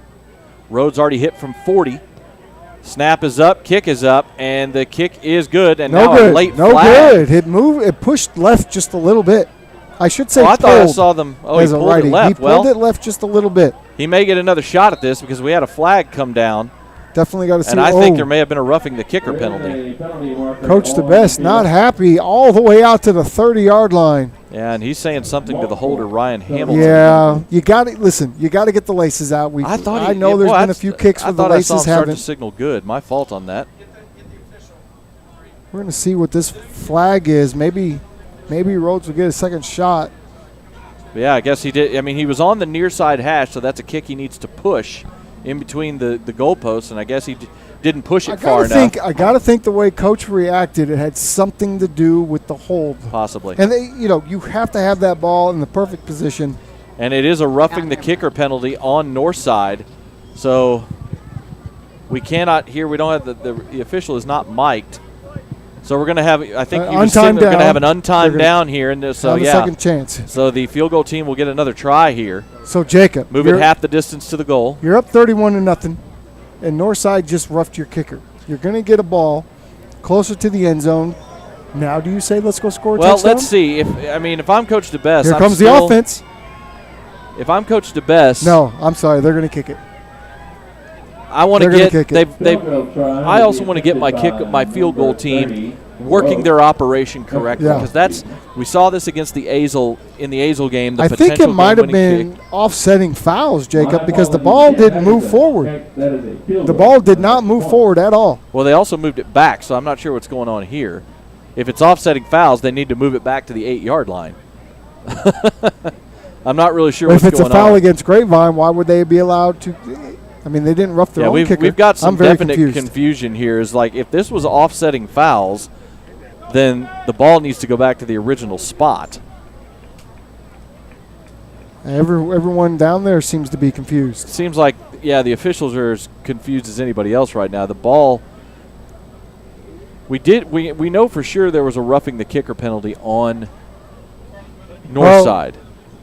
The only other thing I can think of is if there was an after play penalty. Now that could be the case. If there was an after play penalty, that could be backing it up because then you assess both fouls. You move it half the distance to the goal for the roughing the kicker, just couldn't hear and then back it up 15 for the personal foul after. So I think that's what they did because it's at the 20. So now it's a 26-yard kick. This one is up, and this one is no good as well as he wasn't able to push it. Needed to push it a little bit and just didn't push it inside the uprights. So the 36-yard field goal attempt is no good. That wind is kind of going that way. I think the wind took it out. We have Carly Isbell. I think he is. All right. On the sideline to Carly Isbell.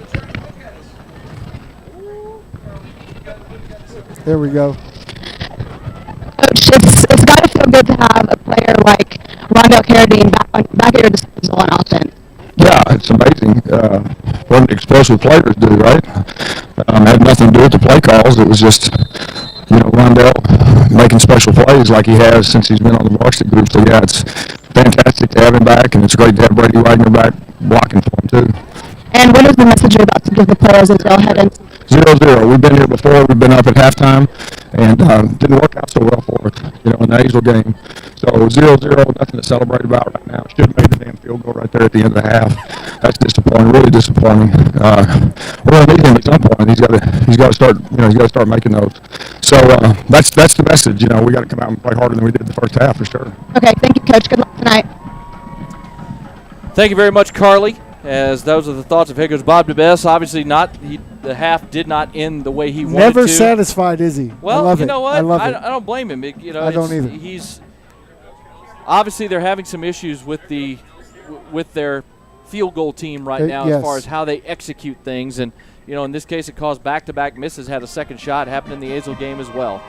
So we are at the half, and this halftime brought to you by our friends at GM Civil Engineering. And right now we're going to just go ahead and take you down to the field as the Mustang Phillies and Marching Band are going to perform their halftime ceremony for you. This is Mustang Friday Nights as the Mustangs lead 31-0. Lieutenant Claire Stacy, Captain Katie Benson, First Lieutenant Ava Shondow, Lieutenant Hannah Marchbanks. Phillies social officers are President Sarah Randolph, Vice President Emily Daniel, Secretary Annalie France, Historian Annalie Litton, Chancellor Emily Jones, Social Media Administrator Kathleen Maniloon, Philanthropy Chair Ainsley Alexander, and Student Advocate Abby Fry.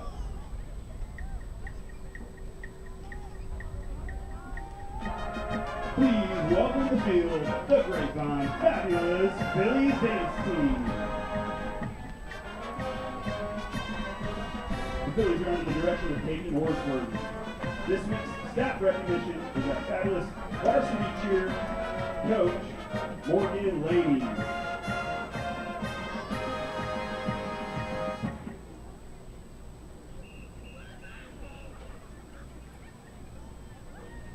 This week's spirit girl is Amelia Crowder.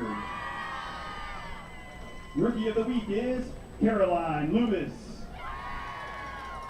And our Philly honor girl is Abby Jenkins.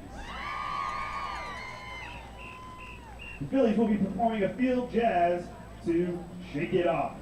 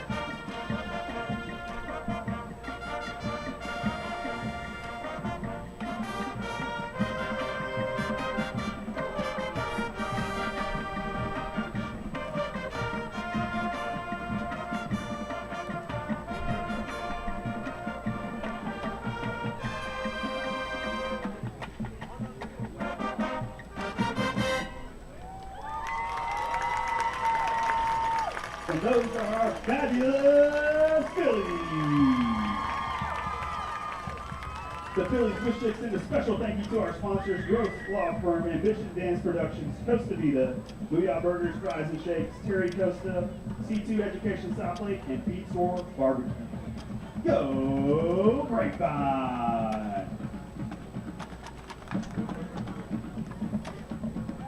Now please welcome to the field the Grapevine High School Marching Band.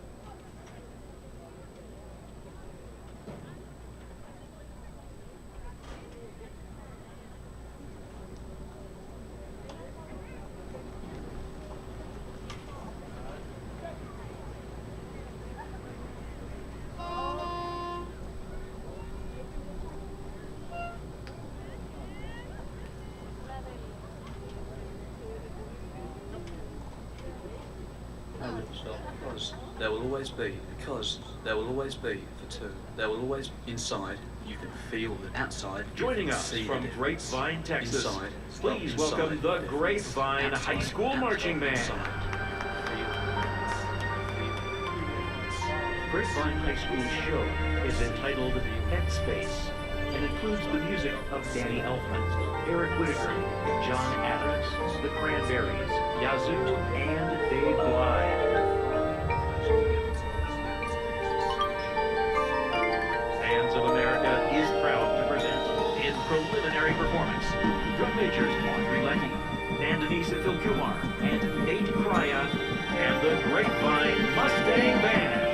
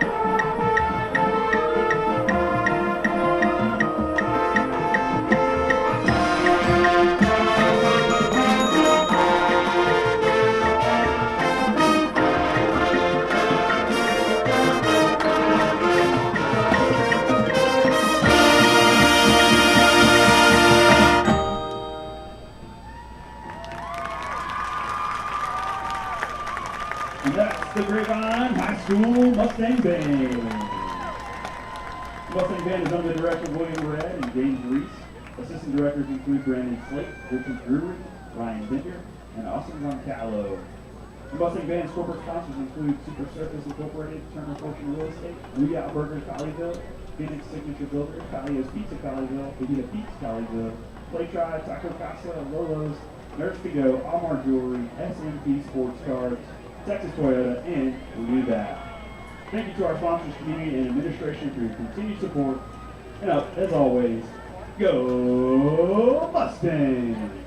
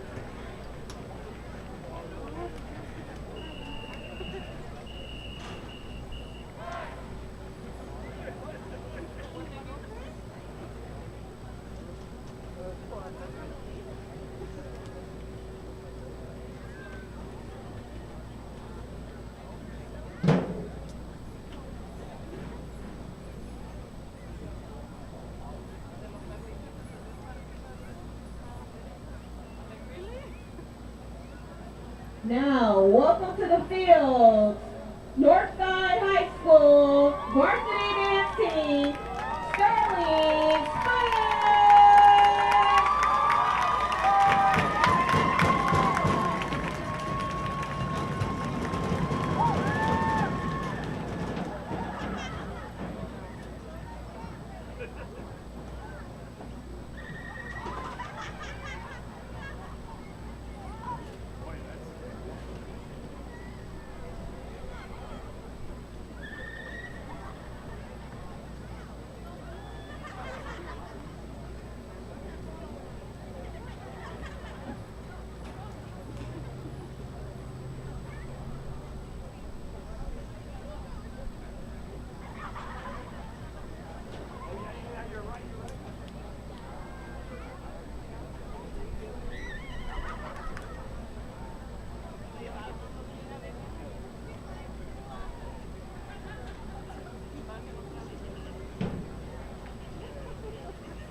We are at halftime here at Handley Field with the Grapevine Mustangs leading the Northside Steers 31-0. This halftime presented by our friends at Chill. Let's go ahead and take a quick break, and we'll be back in just a moment. This is Mustang Friday Night. Classic Chevrolet and Grapevine is working overtime by extending our biggest Labor Day savings. New Silverados, 400 on the ground and ready for delivery. Not 7, not 8, 10 grand off MSRP. That's right. Our best offers of the year don't take a holiday. New Silverados, 10 grand off. The #1 Chevy dealer in the nation. 63 acres of holiday savings. Get 10 grand off new Silverados before they're sold. This is Texas. This is classic.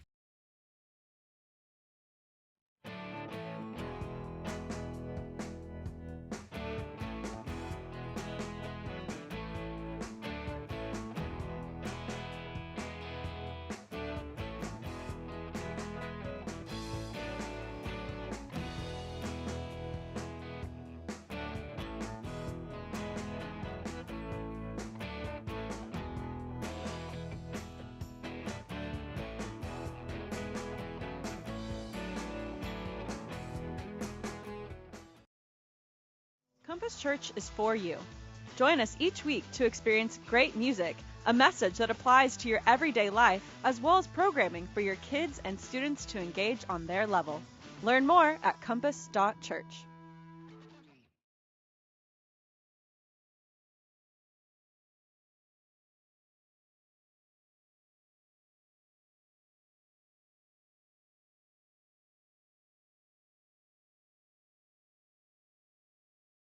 How did you sleep last night? Is your mattress ruining your sleep or causing your back to hurt? If yes is the answer, it's time for a new mattress and a rest test. At Stacy's, our trained sleep consultants are here to take the guesswork out of buying a new mattress. An important purchase like this shouldn't be made online or shipped to you without a rest test. We have so many options and prices to choose from. Let us help you select the perfect mattress so you'll sleep better tonight. Remember, if you're not shopping at Stacy's, you're burning money.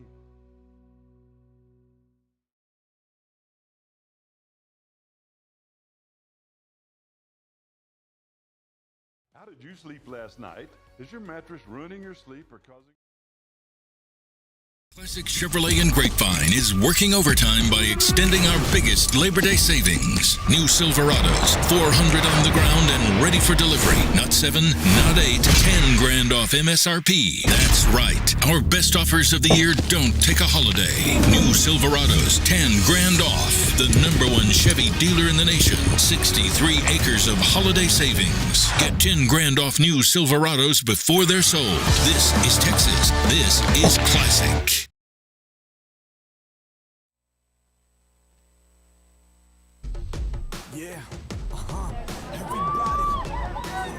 Back here at halftime, and right now we're going to take you back down to the field for the performance of the Northside Steer Marching Band.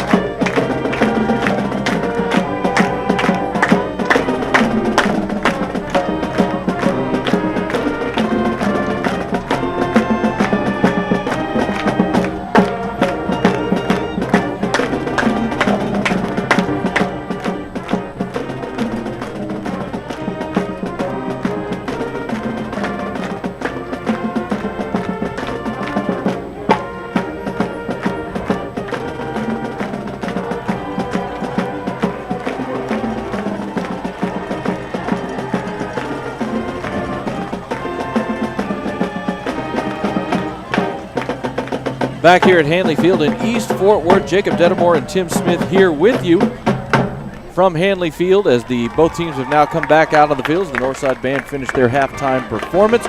The Mustangs leading as we go to the third quarter by a score of 31-0. This is the district opener in 4-5A Division II for both of these teams. And I tell you what, Tim, what we have seen so far in this first half is and we talked about it in the pregame, the difference that playmakers make on an offense, more specifically Rondell Carradine in that first half. Yeah, Rondell Carradine now will be known as Bye-Bye Carradine the rest of the year, at least for me. But, Coach DeBest said in his interview, hey, we haven't done anything special from a play call standpoint. It's just the playmaker making the play. I'm going to walk that back a little bit.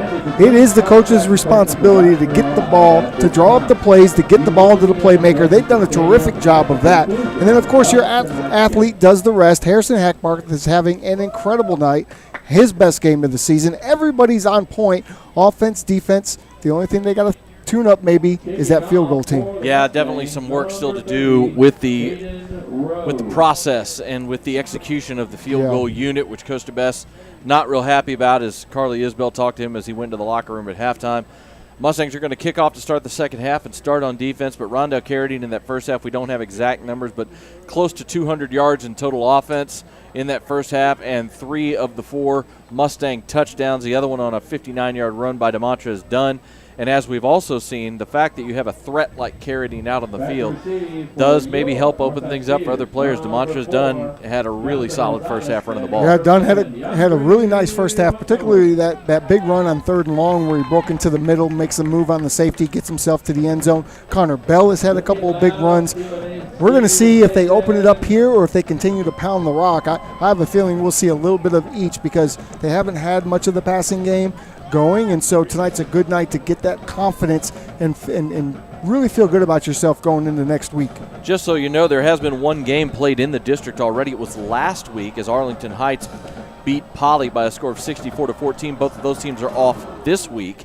as the kickoff from Rhodes is deep and going to be fielded about a yard deep and then kneeled down in the end zone for the touchback. So the Steers will start at their own 25. Unfortunately for the Steers in the first half, they lost their starting quarterback to injury as senior Kevin Ortega went down to a leg injury in that first half. Wide receiver Lorenzo Perez stepped in to take over, but at least from what we've seen so far with Perez out there, it limits their offense from the standpoint of any kind of a threat in a passing attack. Yeah, and you feel bad for Ortega. He's over here on crutches here on the sideline. I mean, that's going to deflate him and his entire team. But now they have to come out of the locker room and do something to get something going offensively. We just haven't been able to see them do anything much tonight. And it is Perez out to start the second half at quarterback with Montgomery in the backfield on 1st and 10. Tight set. Handoff, and just Perez keeps it, gets away from one tackler, and then just gets dropped for a loss as Bradley Stanier and Brady Boozer collide but collect the quarterback Perez for a loss of 2 on the play. Swarming Grapevine defense on that run game. Boozer the one who fought through it. Actually, that was Bryson Davis, not Boozer. Bryson Davis is the one who really made the play there. Stanier was trying to tackle Montgomery. The running back came off of that when he saw Perez keep the ball and chased him down and helped make the tackle along with Bryson Davis. Boozer did a good job taking on the blocker and allowing his teammates to come and make the tackle. 2nd and 12 back at the 18-yard line.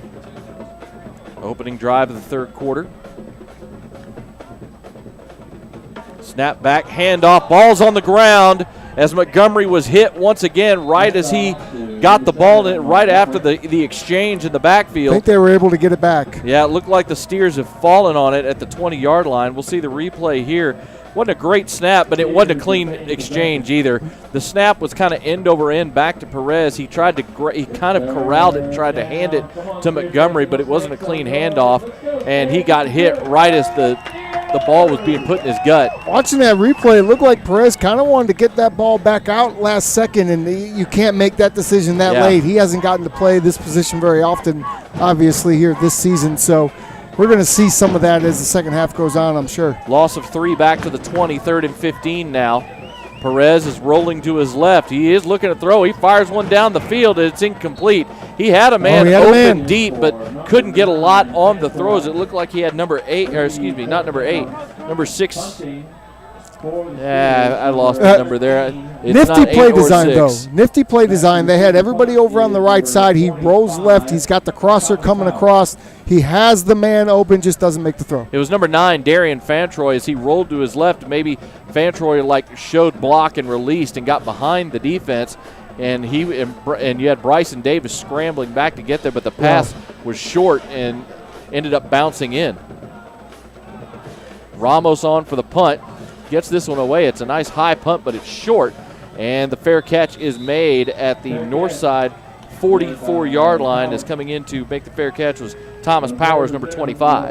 And again, Grapevine is going to start this second half with some great field position on the other side of the 50. You always love that. Looks like we've got something going on up here. Carly's kicking at the chair. I wish you guys could see what was happening. I don't know if there's a bug. We got a spider. There's a little spider. Oh, we got a spider. All right, I got to go. I'll see y'all next week. Not messing with any spiders in the booth. Spider dead, you bunch of weenies. Thank goodness we have Jacob here to take care of the 1-inch spider. 1st and 10, power pistol formation. Now Wagner steps up as an H-back. Murderer. 1st and 10 at the north side 45. It's going to be a hand on. Speed option to Carradine. Oh, no. Drops the pitch, and north side recovers. You know, it was a little bit of a late pitch. I don't think Carradine had thought that maybe Hackmark was going to keep it. Just a miscommunication. There was room had he been able to hold on. Well, the pitch was off target. It was behind Carradine, behind him, and he couldn't corral it, and it hit the ground. I think what forced the quick pitch was Ralph Triana, number 2, got into that backfield quick and forced Hackmark to get rid of it maybe a little before he wanted to. Hackmark was thrown a little bit. The timing of that play just a little bit off. And the Northside Steers defense for the first time making a big play. Yep, they forced the first turnover of the night for the Mustangs. And they'll take over the Grapevine 47-yard line here with 10:04 to go in the third quarter. Comes Towery off the edge. Perez keeps the ball, and he's going to get dropped for a big loss behind the line. Great job pursuing that on the outside. Major Hecht on the big play. Major Hecht coming up to make the tackle as Perez pulled that ball out of the gut of Montgomery. Tried to get to the outside, but Major Hecht was all over it and dropped him for a loss of 3. Well, and Perez did the exact right thing. Leighton Towery's on the outside. He crashes down in the middle looking at the run. You're supposed to take that ball when the end crashes. Unfortunately for Perez, Hecht sees the play. His responsibility, as we said earlier, is probably the quarterback. Comes up and makes the big tackle. And I'm trying to figure out why this ball got spotted at midfield because we just watched the replay. He got tackled back at the 47, 48-yard line. You already said the refs can't spot the ball in high school football. They're definitely struggling with it tonight for sure. Perez looking to pass, and he drops the ball and just has to go down. It looked like he was a screen pass in his mind, but that's not what the receiver ran. Well, and as he pulled the ball back, the ball just slipped out of his hands, and he just had to fall on it. Back at the 44, a loss of 6 on the play. So now it's 3rd and about 20. Well, obviously there hasn't been a lot of reps for Perez in practice because you don't get a lot of practice time, so you're going to go with your number 1 guy the majority of practice. He's your number 1 receiver. Now at quarterback, no easy task for him tonight, Perez. 3rd and 19 officially back at the north side 44-yard line. This was after the Grapevine fumble on the mishandled option pitch. Perez swings it out to Montgomery, and he drops it. They call it incomplete. Grapevine jumped on the ball just in case they ruled that pass backward, but incomplete. They were trying to swing it out to Montgomery in the far flat just to get a screen pass set up and couldn't get it going. So the Grapevine defense does their job on the quick change and forces a punt as Ramos is going to come on with the north side punt team. Not a lot going on here so far in the second half. A little bit sloppy offense on both sides. Sloppy start by both teams here. And Coach said, hey, 0-0 at halftime. Let's go out. Let's keep playing our game. Nice punt by Ramos. Going to be fielded at the 21-yard line. Up the middle to the 25, out past the 30. Nice return. Out to the 32 by number 25, Thomas Powers. Good job right there by Powers, the junior defensive back. 11-yard return. See, they're going to mark it at the 33, so give him 12 on the return. When play resumes, it'll be 1st and 10 on the 33-yard line. Okay, so here they come. We'll see what they're going to come out with, what kind of package they have. They've got 3 running backs, 2 tight ends, 1 receiver out to the right, so you have to imagine they're going to work on some of that power run game right now. That was a 35-yard punt with a 12-yard return that time. But, yeah, they are coming out definitely in 22 personnel here. 2 running backs, 2 tight ends here on first down with Bell and Dunn in the backfield. Actually, that's Carradine. Snapback handoff to Bell up the middle. Just kind of powering his way through, going over the right side. Gets out past the 35 to the 36, a gain of 3 for Connor Bell. Great run by Connor. I mean, just to get those inside little yards, that's what he's there for, right? To punch up the middle, and every once in a while, he's going to score through and get you a big one. 2nd and 7 now for the Mustangs. With the score 31-0, Mustangs aren't going to run any kind of tempo. They can take their time with the play call. This quarter brought to you by our friends at Classic Chevrolet. Snap is back, speed option. Pitch out to Carradine. Gets the corner, 35 up the sideline to the midfield. He's in the open field. Inside the 40, and he is going to take this one to the house. Cuts it to the inside, and Rondell Carradine scores his 4th touchdown of the night. This one from 64 yards out, as this time the speed option worked. Connor Bell got the block on the outside as he was able to kick out the linebacker on the play, number 11, Julio Jaramillo. Carradine got the corner, cut back to the middle of the field, and just outran the safety to the end zone. Yeah, and you got wide receiver Will Matheny. Once again, all linemen block for first downs, receivers block for touchdowns, great block downfield. And I'm going to make you feel bad, Northside, is that Carradine never even opened up that time. He stayed in about 4th gear all the way to the end zone. Bye-bye, Carradine hits again. Extra point is up, and the extra point is good for Hayden Rhodes. 7:20 to go in the 3rd quarter. Mustangs now lead 38-0. This is Mustang Friday Nights.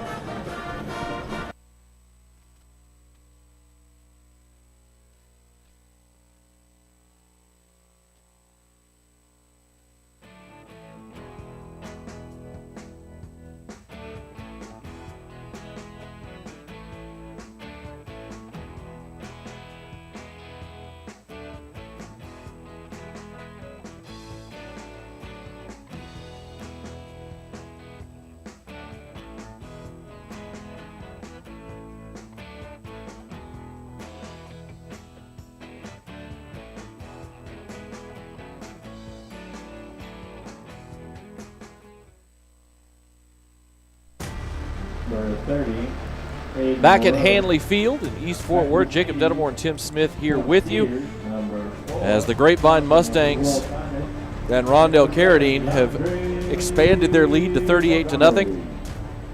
Tim just made a great point there in the break. Rondell Carradine tonight, 7 touches, 4 touchdowns for the returning senior. What was it you said about that? You can't do that on Madden. It's a cheat code. I don't know what the code is, but whatever it is, Carradine's got it. Aiden Rhodes lines up the kickoff, high, deep but returnable. Going to be caught at the 4. Up the middle to the 20 to about the 23, 24-yard line, and that's going to be it. Going to be about a 19-yard return. Number 14, Jonathan Rosales. You don't see junior. too many kicks from Hayden getting returned. You think maybe, I mean, he's kicked about 40 had a number of times tonight. You touchbacks think maybe that leg is starting to get a little tired. Fatigue may be setting in.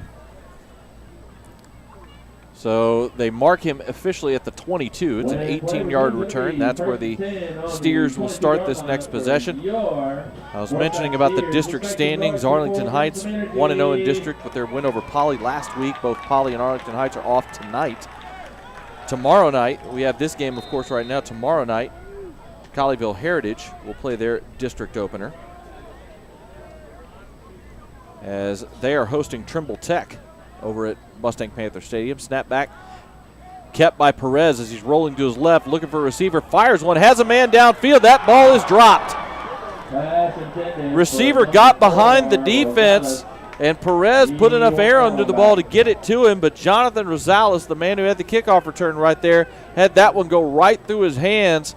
And that time the Grapevine defense cheating up on the run, let a receiver get behind him, and it almost cost him. That's the second time that they've been coming up on that run now, and they've let somebody get behind. Somebody in the secondary has to be responsible to make sure nobody leaks out. They're going to have to get that fixed on the sideline, or they are going to get beat.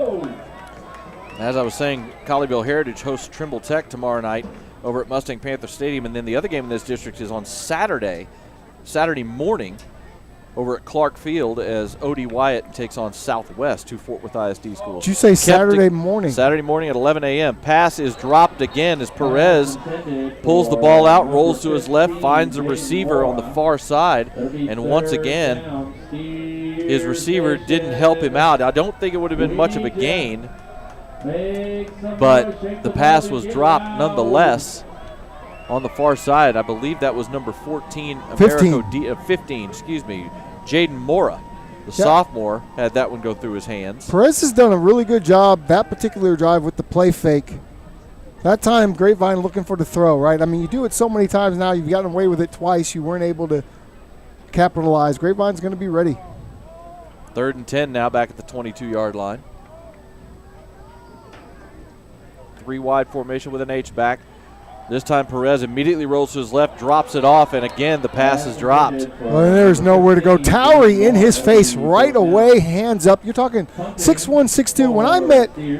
When I met Towery, Leighton Towery, on Wednesday at practice, I mean, he looks like a grown man, Jacob. He's a big kid. He's tall, he's large, he's got a full-grown beard. Now, Cooper tells me he's had that since 12. So Jaden Mora, though, for Northside, just not helping out his quarterback those last 2 plays with drops. And that forces the Steers to have to punt once again. This time Bryson Davis is back deep. He's back at his own 40. It's Joe Ramos. Takes the little bit of a low snap. This one kind of off the side of his foot, though, and it's going to hit at the north side 45 and just kind of take a sideways bounce and be killed right there, and the Mustangs will take over at their own 46 after the 24-yard punt. So, you know, you feel a little bit for the Steers in the fact that, you know, they have their starting quarterback coming back from injury, so you're hoping to kind of get your offense rolling again. You could tell maybe he's not quite full speed out there, but he re-injures. Well, if it was the same leg, he gets hurt again. And, you know, you move your starting wide receiver into quarterback, and it seems like he's doing what he can out there. But, you know, he's not getting much help from his wide receivers right now, and also Grapevine right now is just keying on the running game. I give a lot of credit for Grapevine for coming out of the way that the preseason went for them and coming out and really playing at a high level tonight. 1st and 10 at the 46, snap back, handoff up the middle. down to about the 45. That was number 32, Julian Contreras, the junior, on the carry. We did see him earlier in the game. We haven't seen him a lot in the preseason. Not much. It may be one of those games. This may be where Demontrez Dunn's night might be over with the game at 38-0. Yeah, thanks to Bye-Bye Carradine, Dunn hasn't gotten a lot of activity because the Grapevine just hasn't had the ball for very long. Yeah, and I think we may see some more reserves here as the second half rolls on. 2nd and 9 at the 45-yard line. Wagner and Hatton switch sides run off of the that formation. left side. Yep. Snap back. Here they come. Hand off again. Up the middle. Room to run inside the look at 35. Cutting to the outside to the 30, the 20, the 15, and knocked out of bounds. Nice running that time by Julian Contreras as he found room over the right side away from the strength of the formation. Bounced it to the outside. Got all the way down inside the 15-yard line. We'll see where they mark him down. They're going to mark him at the 11 as he got roped out of bounds by number 2, Ralph Triana. A fantastic run that time by Contreras of 34 yards. Great run. Great blocking by Matheny, number 10. Once again, that's the third time that he's been responsible for a big block downfield. Handoff this time coming to the near side, and Contreras again finds the corner and gets strung out of bounds after a gain of about 2, maybe 3 yards, as that one just got strung towards the sideline. But still nice, strong running by Contreras here. Follows up that 33-yard run with a 3-yard carry. Now he'll go and get a much-deserved break. Maybe get some water. Yeah, 39 yards on 3 carries on this drive for Contreras. It's now 2nd and 5 at the 6-yard line. Connor Bell in the backfield. Is it time to ring the bell, Jacob? It might be. Hatton moves to the left side of the formation. Snap back. It is Connor Bell cutting inside the 5, pushing his way towards the end zone. Oh, and now we so have close. Well, never mind. I thought a flag was coming out, but that was something else being thrown on the far side of the field. Yeah, you got some kids throwing balls up in the air over there. Connor gets all the way down to the 2-yard line with some tough running on the inside. Gain of 4 yards sets up a 3rd and a long 1 now from just outside the 2. Connor's going to stay in the game, so I expect he's going to get another opportunity. 4:20 and counting here, 4:15 now. 2 tight ends, both Hatton and Wagner in the game here on this 3rd and 1. Snap back to Bell. Handoff. He's going around the right side, cuts it up and into the end zone. Touchdown Mustangs. Connor Bell bounces it outside, finds the hole, and gets himself into the end zone to put another touchdown on the board. And who made the block? Number 22, Brady Wagner, cleans out the right side. Great vision by Bell. And I got to say it, he rung the bell, did Connor Bell. Love it. Hayden Rhodes on for the extra point. 3:54 to go here in the 3rd quarter. Hayden's been perfect on his extra points tonight. He has. Good snap, good hold. Kick is up, and the kick is good. 3:54 to go in the 3rd quarter. Grapevine leads 45-0 over Northside. This is Mustang Friday Nights.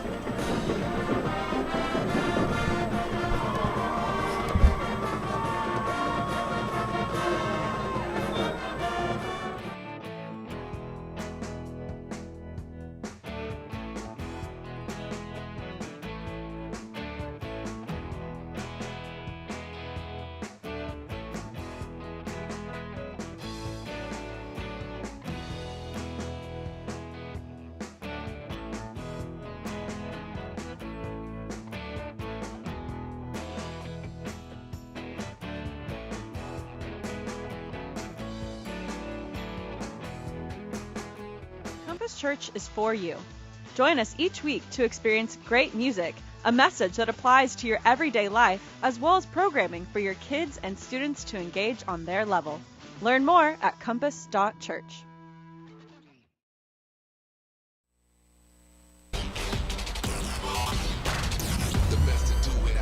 Connor Bell punches it in from 2 yards out as the Mustangs put another touchdown on the scoreboard. It is now 45-0 Grapevine. Jacob Dedamore and Tim Smith here with you from Handley Field in Fort Worth. Hayden Rhodes lining up the kickoff. Boots it high and deep, but going to be about a yard deep, and it's going to be returned this time by Northside. Up the middle to the 10, and then not much more is number 4. Yeah, number 4, Jonathan Rosales trying to make a play there. Just got wrapped up by the Mustang kickoff team. Great coverage that time as they stop him inside the 15-yard line. Yeah, just a bunch of Mustangs down there. I know Coteras was one of them. And he's been good on special teams all night tonight, by the way. And then he gets some carries in there as well. He's had a pretty good night. You know, Connor Bell got the touchdown to finish off that drive, but really most of the credit on that drive goes to Julian Contreras, who had 39 yards on 3 carries to set that up. Mustang defense has been pitching a shutout tonight. They've honestly been pretty fantastic all night long. Only one possession has gotten into Grapevine territory, and that was because of a fumble by the Grapevine offense. They've let a couple people sneak behind them, but it hasn't bit them just yet. 1st and 10, snap back, hand off to Montgomery this time, trying to find room up the middle. Finds a little bit as he kind of drives his way forward, maybe a yard, maybe 2. We got some new players now. Not a complete line change, it doesn't look like, because Boozer's still out there, but we do have some new players playing here on the defense. Yeah, 46, Ethan Wallace in at 1 defensive end spot. Luke Gormley out there, number 45, Michael Utorka in there as well at linebacker. 37, Maddox Stanley is Stanley in the game in there now. at safety. Yep, number 37. 2nd and 9. Snap back. Perez keeps it rolling to his left, trying to find somewhere to go, and nowhere to go, and Luke Gormley wraps him up. The ball came out of his hands. I think they're going to call that a pass. Well, I tell you what, Perez got rid of that at the very last second. But, he was outside the pocket. That's got to be intentional grounding, doesn't it? Well, if he's outside the pocket. Yeah, but he didn't get back to the line of scrimmage. It's the only caveat, is it has to get to the line of scrimmage. scrimmage. Yeah, and here comes the late flag. Yeah, that ball didn't get anywhere near the line of scrimmage. Great pursuit by Luke Gormley, number 34 that time, getting to Perez, wrapping him up and forcing the grounding call. Gormley's had a heck of a night tonight. Yeah, I hope when he goes home, he gets some, maybe some let up on the chores, maybe doesn't have to mow the grass this weekend. He's had a heck of a game. Number 20, Christian Friedrich is in at 1 cornerback spot for the Mustangs now. 3rd and a long way to go is what we'll call it. We've got Thomas Powers, who has returned a couple punts. He's in at the other safety spot along with Maddox Stanley. 3rd and a country mile, Jacob. Snap back, handoff up the middle. Yeah, just trying to get some space for the punt team. Good solid run, that time by number 7, DeAndre Montgomery. Really strong run out to the 11-yard line. That's a gain of 8. Still going to be a punt situation, but still you got to like the strong running by Montgomery on that play. Good effort. Carrying half the Grapevine defense with him. Just dragging tacklers out there. Finally, Darion Burns was able to make the final hit to wrap him up and bring him down. For the Mustangs, number 1, Bryson Davis. But the punt team is on as Joe Ramos is on his goal line. Bryson Davis at the north side 36 right now. Line drive, end over end punt right towards the Grapevine sideline. It's going to go out of bounds right around the 35-yard line. We'll see if they're going to mark it right at the 36. So that'll be a 25-yard punt for Ramos. He's been busy tonight. Oh, he's been quite busy. And the first couple punts, he skyrocketed those things, and we haven't seen anything close to that since. He's been under pressure a couple times, had to deal with a couple of poor snaps, but yeah. He certainly got a leg. We saw it earlier in the game. Mustang offense out there. Harrison Hackbar still in the game. Julian Contreras in at tailback on this first down play, I should say, from the north side 36. Mason Tatum in at 1 receiver along with Darius Burns. And then Will Matheny on the far side. Snap back, handoff to Contreras, and he gets wrapped up in the backfield. Great penetration that time by Northside. Is coming in to make the tackle was number 33, Dallas Austin, the sophomore. Yeah, the one thing you can't do as a running back, even if the guy shows up in your face immediately, is you can never stop your feet. Yeah, that's what he did. Once you stop your feet, that's pretty much a dead play. Loss of 4 on that play, 2nd and 14 now. But yeah, Dallas Austin got in there quickly and really just blew up any kind of timing on that play. 2nd and 14 now. Hatton switches sides of the formation. Snap back. Hand off to Contreras again. Going over the left side. Finds a little bit of a room. Only about 2 yards that time before he's brought down by Julio Jaramillo. Ooh. And we got some action after Yeah, we the did. play. Guys downfield kind of continuing their blocks. Mason Tatum, number 5. And we have a flag for it as well. I'll tell you, Mason's a little bit of a different guy. When we were in the rain delay a couple weeks ago, we were in the locker room, and Mason was the guy, friends with everybody in the locker room, just a little bit of that crazy personality. You saw it come out just now. Just can't do it after the play, unfortunately, no matter what it was. Yeah, and the unsportsmanlike conduct play is actually going to go against Northside. But, yeah, again, that was a Mason kind of continuing his block even as the whistle blew downfield. And I love his attitude. He reminds me of Tweeter. If you remember Varsity Blues. From Varsity Blues. That's who he reminds me of. His energy is great, and it's infectious. He's also the holder, but the other guys on the team love him. And he was having the best time cutting up in the locker room that day. So that 15-yard penalty moves the ball to the 23-yard line and gives the Mustangs a first down here with under a minute to go here in the third quarter. Snap back, handoff on first down, up the middle. Nice hit right as he crosses the line of scrimmage. Who was that on the carry? I believe, was that Thomas Powers, number 20? Yeah, number 25, Thomas Powers, took the handoff that time, and he got hit hard right as he crossed the line of scrimmage, gain of 2, 2nd and 8. Welcome to varsity football. I mean, that's his first carry, and he got blasted down into the ground. I mean, great tackle. Didn't get the number of the Northside player. It was number 2. Number 2. Ralph Triana. Yeah, he's made a number of plays tonight. Great tackle. He popped Powers really hard on that one. 2nd and 8 now. Powers still in the backfield. Snap back. Powers gets the ball again, and it gets hit by Triana again and then wrapped up by the rest of the Northside defense. That's going to be a loss back to the original line of scrimmage of 2 yards. And a little extra action after the whistle. The referees just kind of separate it, but that's going to be the final play of the third quarter. And we go to the fourth with the Mustangs handling their business tonight. They're all over the Northside Steers. The score is 45-0. We'll be back with the fourth quarter. This is Mustang Friday Night. Mr.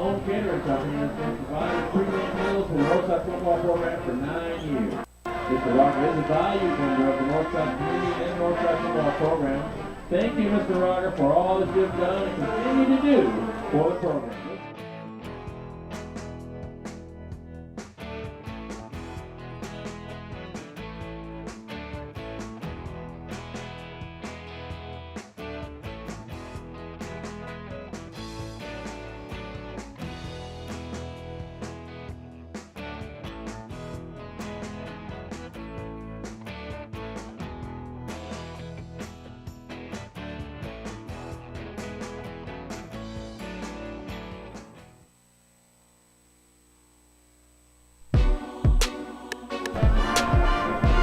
Jacob Dedamore and Tim Smith back here with you at Handley Field. We go to the fourth quarter with Grapevine leading Northside by a score of 45-0. As the Mustangs face a 3rd and 10 at the Northside 23-yard line as we switch ends here. It is Contreras in the backfield with Hackbarth here on this third down play. Shotgun snap back. It's a handoff to Contreras. He's got room on the left side, trying to get the corner. They get strung out, trying to turn up. He's going to get stopped just short of the first down as the Northside defense finally came up and met him. Nice blocking to allow him to get the corner, but Northside was able to string it out enough. He was stopped about 2 yards short of the first down at the 15. That whole left side of the line was working hard in unison. Really nice job, both sides. And now Hayden's going to get another chance to come out with this field goal team to get the mechanics of this correct. See if they can execute here. It's going to be a 32-yard field goal attempt here on fourth down. Mustangs 1 for 2 tonight on field goal tries.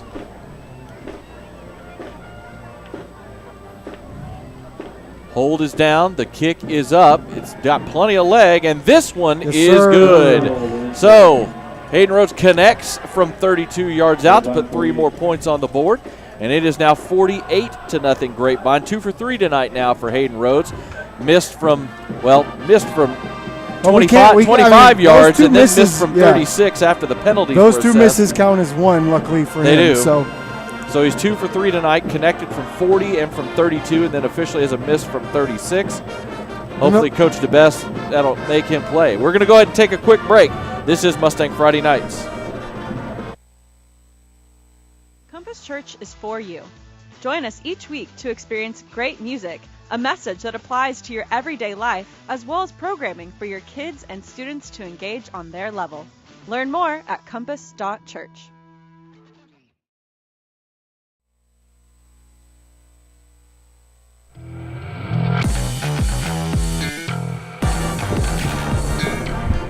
Hayden Rhodes connects on his second field goal of the night. This one comes 32 yards out, and he expands the lead for the Mustangs to 48-0 here at Handley Field in the district opener, 4-5A District 2.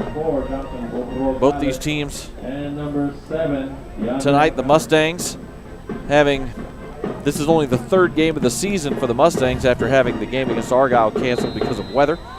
Coming in 0-2 tonight, Northside coming in at 2-1. But the Mustangs on their way to going 1-0 in district play, and that's all that really matters is this kickoff is high but returnable. It'll be caught at the 2-yard line.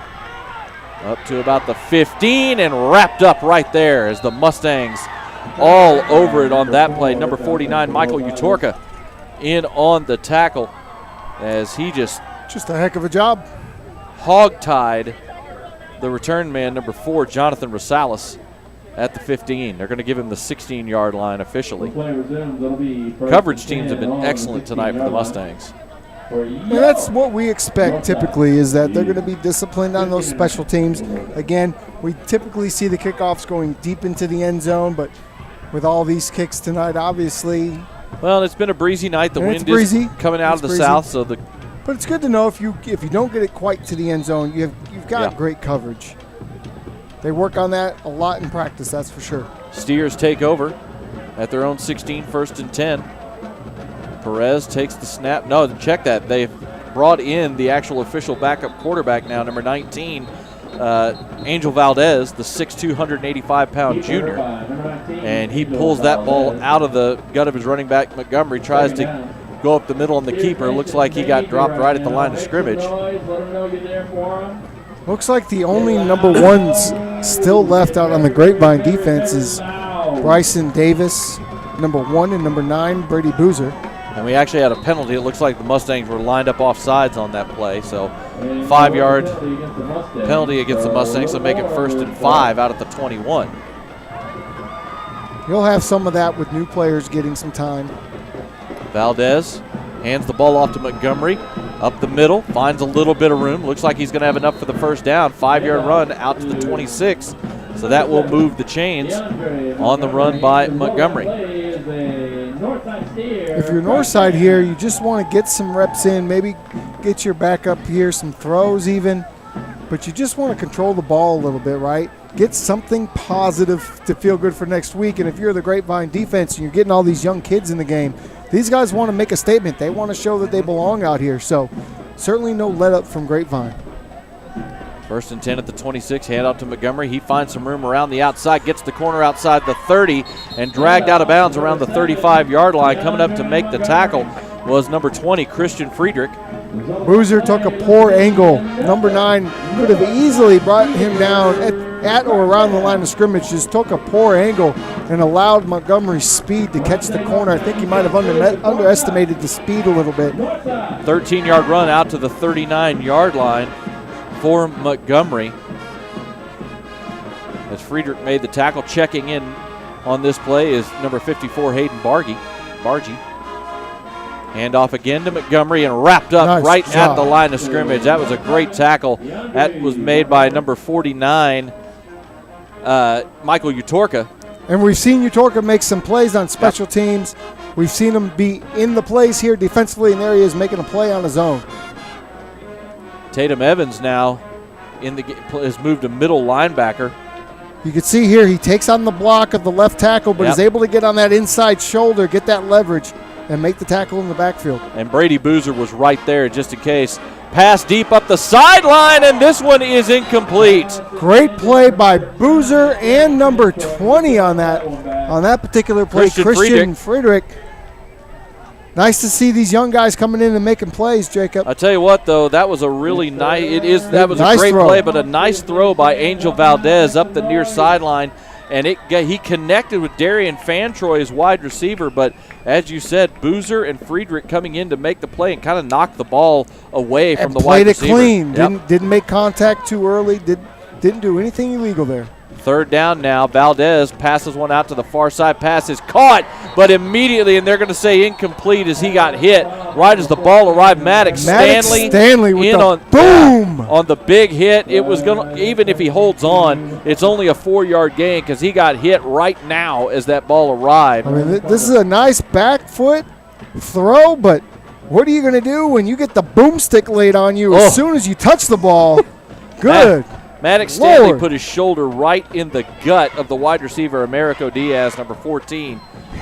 That's a hit stick right there. Also coming up right behind him was Xavier Randolph, number 41. He was right there as well. But Stanley's the one who made the big hit. And it's going to be fourth down. It's going to be a punting situation. They did call that incomplete because while he caught the ball, he got hit immediately and knocked it loose. So no way to complete the process of the catch, as the rule says. That's what we call separating man from ball. Grapevine called a timeout there on that before that fourth down call. And now Grapevine, you get the sense they're just having fun, right? They're cutting loose. They've been having fun all night. They had some big splash plays, which they haven't had earlier, but we thought that may be a difference with Carradine back. Most definitely. And it was. Rondell Carradine has had a huge night in his first game back.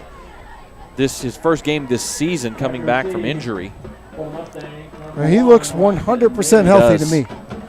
Bryson Davis is going to be back to receive this punt from Ramos. Standing at his own 30 is Davis. 7:50 to go here in the ball game.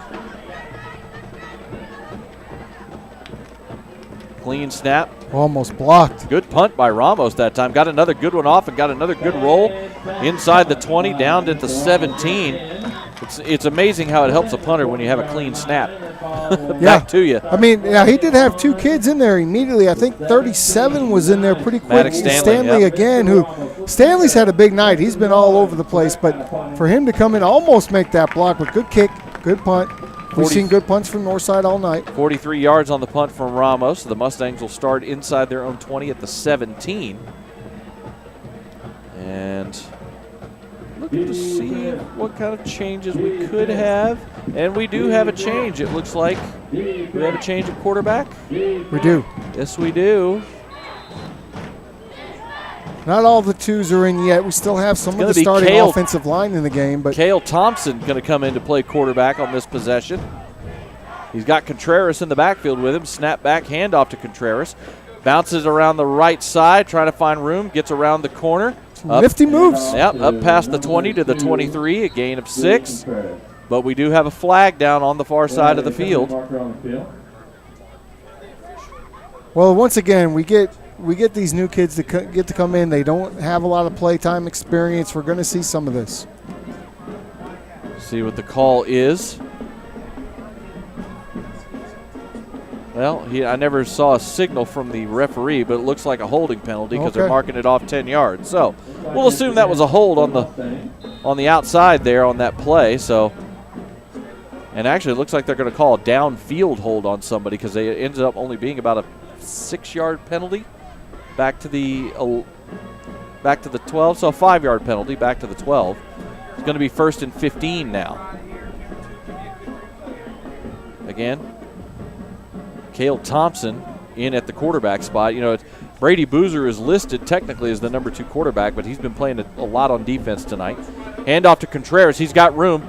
Getting up, not able to get the corner that time as it looked like a hole was there, but right at the last second, number 10, Adrian Rojas, the junior, got around the block of Ryan Hamilton and made the stop right at about the 15-yard line. Yeah, just not a whole lot of room to go there. Now, I haven't seen Brady Boozer take any snaps at practice. I only go once a week, but I haven't seen him take any snaps. I haven't seen him throwing with the quarterback, so he may be a Wildcat quarterback, though. Could be. I think we're getting the answers to who the number 2 quarterback is, though. It is Cale Thompson, number 80. Snap back, Handoff again to Contreras. Not much room this time. Tried to get around the right side. Couldn't get the corner. Gain of about 2. That's going to set up a 3rd and 10. Yeah, just not a lot of room on the ground right now. I think the Steers know that the Grapevine is going to run the football, and they are ready for that. Grapevine's being pretty basic with what they're doing right now. They are. And I can appreciate that. Thomas Powers checks in. Right now, the number one thing is that you get out of here without injury. 5 minutes to go, 48-0. Don't do anything crazy. Don't put your kids in a bad position. Thomas Powers in the backfield for this play.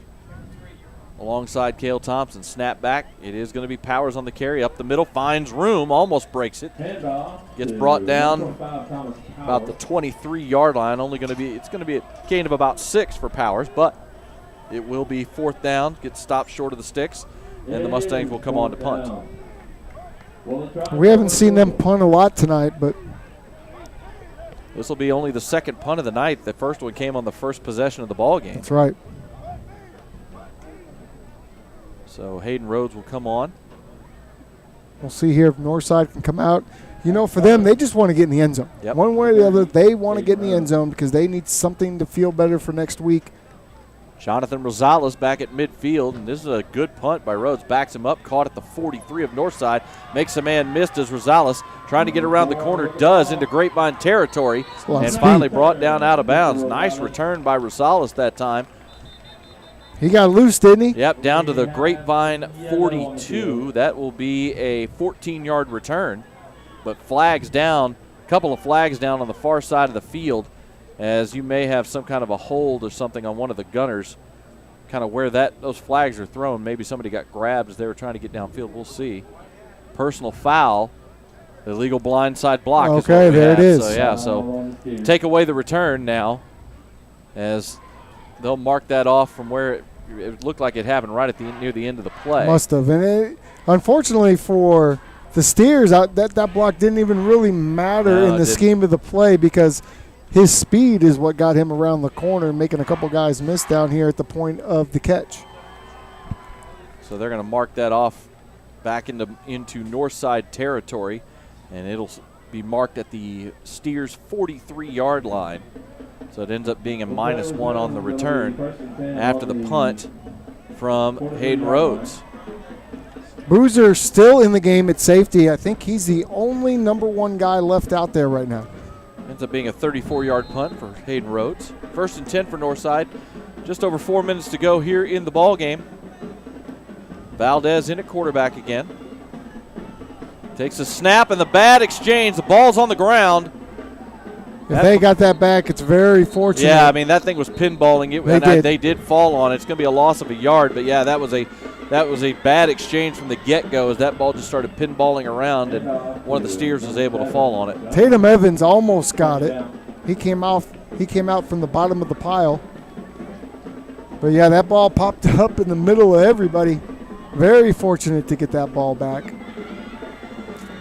They're now taking their time. They don't seem like they're in any kind of rush necessarily. 2nd and 10. They're going to mark it back at the line of scrimmage. Valdez with the snap, swing pass out to the near flat. Montgomery makes the catch, breaks a tackle, and he'll get a couple of yards before getting knocked out of bounds, but nearly got dropped for a big loss. Ends up getting knocked out of bounds at the 44-yard line, so it's only a gain of a yard. Able to slip through that grasp of Maddox Stanley there, and that we don't see that very, very often, but you guys just kind of squeezed his ankle out through the tackle. Tell you what, Grapevine all night long, even before the injury to Ortega, they've done a great job all night long on these little swing pass screens. They sure have. Reading them and attacking them and really limiting gains on them. 3rd and 9 now from the 44. Valdez rolls to his right. He's going to drop it off, but that pass was just off target. It was low and behind his intended wide receiver, Jaden Moore, and that's going to make it 4th down. Wow, and they're not going to throw the flag maybe, but a clear hold in the middle of the field there to north side. I think it was the right side guard, literally tackles the Grapevine defender as he's going towards the quarterback, but that's okay.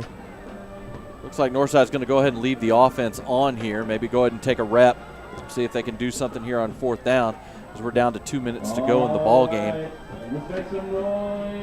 Yeah, this clock has continued to run. I think Northside is happy to go ahead and live for tomorrow. Valdez, as is Grapevine. Hands off to Montgomery, tried to pop his way through and didn't do it. But the Mustangs were ready for it.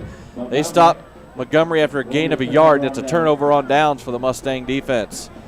So that is probably going to do it for us here tonight. The Mustangs just need to come on and get into victory formation.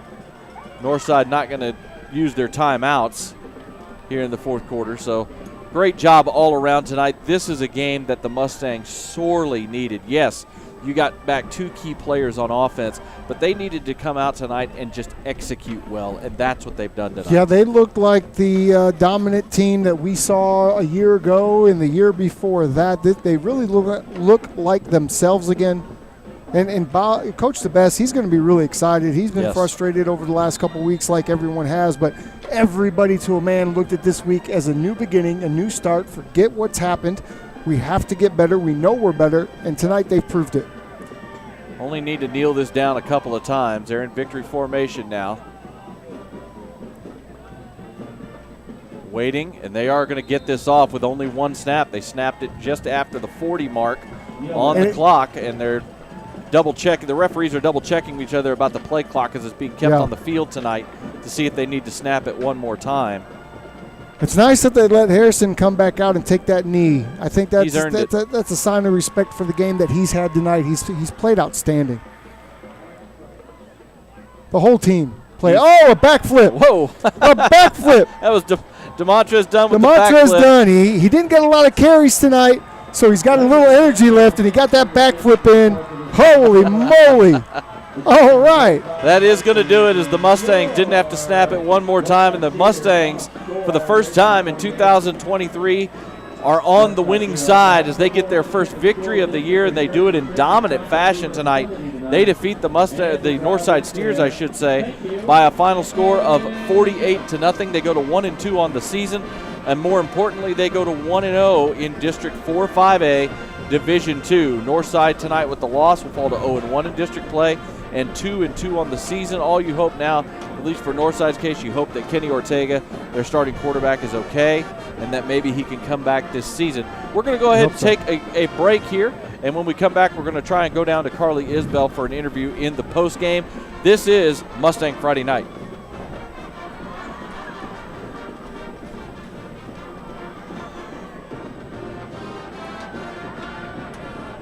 Chevrolet and Grapevine is working overtime by extending our biggest Labor Day savings. New Silverados, 400 on the ground and ready for delivery. Not 7, not 8, 10 grand off MSRP. That's right. Our best offers of the year don't take a holiday. New Silverados, 10 grand off. The #1 Chevy dealer in the nation. 63 acres of holiday savings. Get 10 grand off new Silverados before they're sold. This is Texas. This is classic.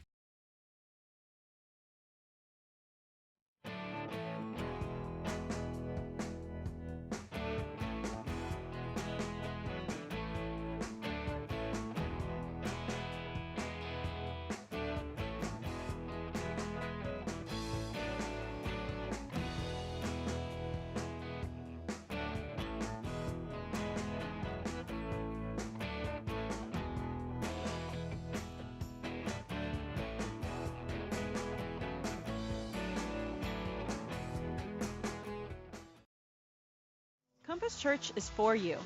Join us each week to experience great music, a message that applies to your everyday life, as well as programming for your kids and students to engage on their level. Learn more at compass.church.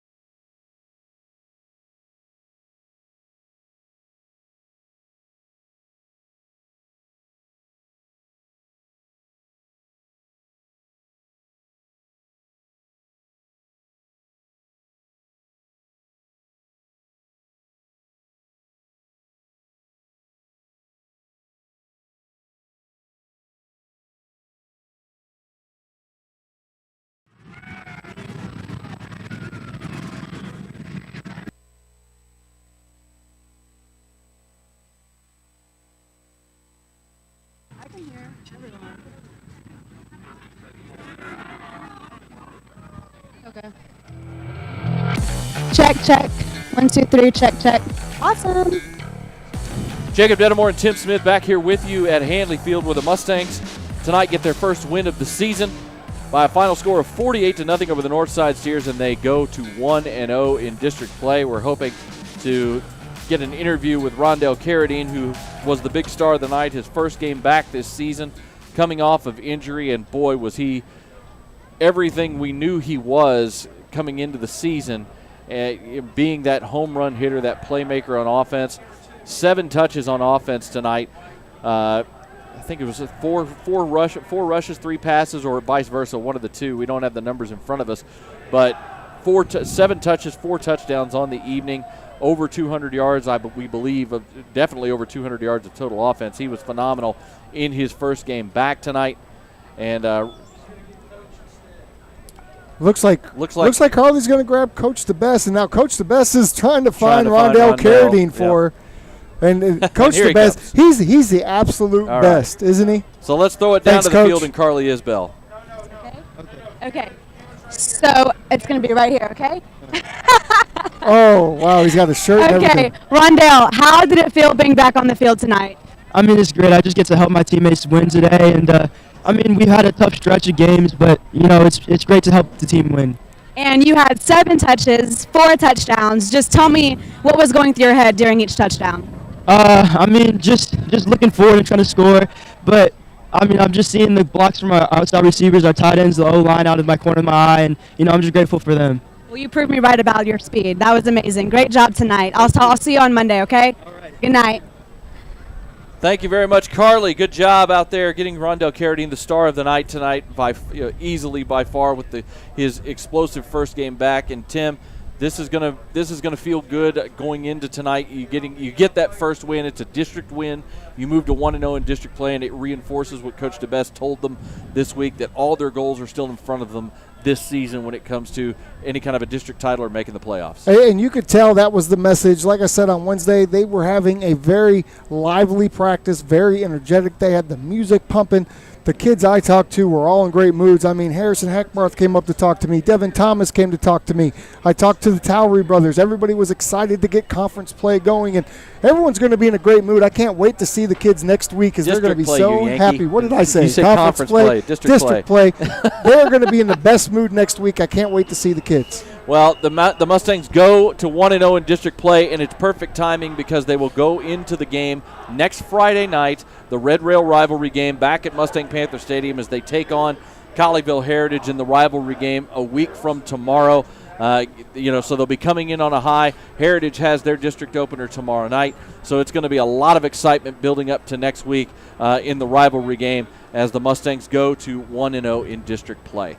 That's going to do it for us here tonight from Handley Field as the Mustangs get the win by a final score of 48-0 to move to 1-0 in District 4-5A Division II.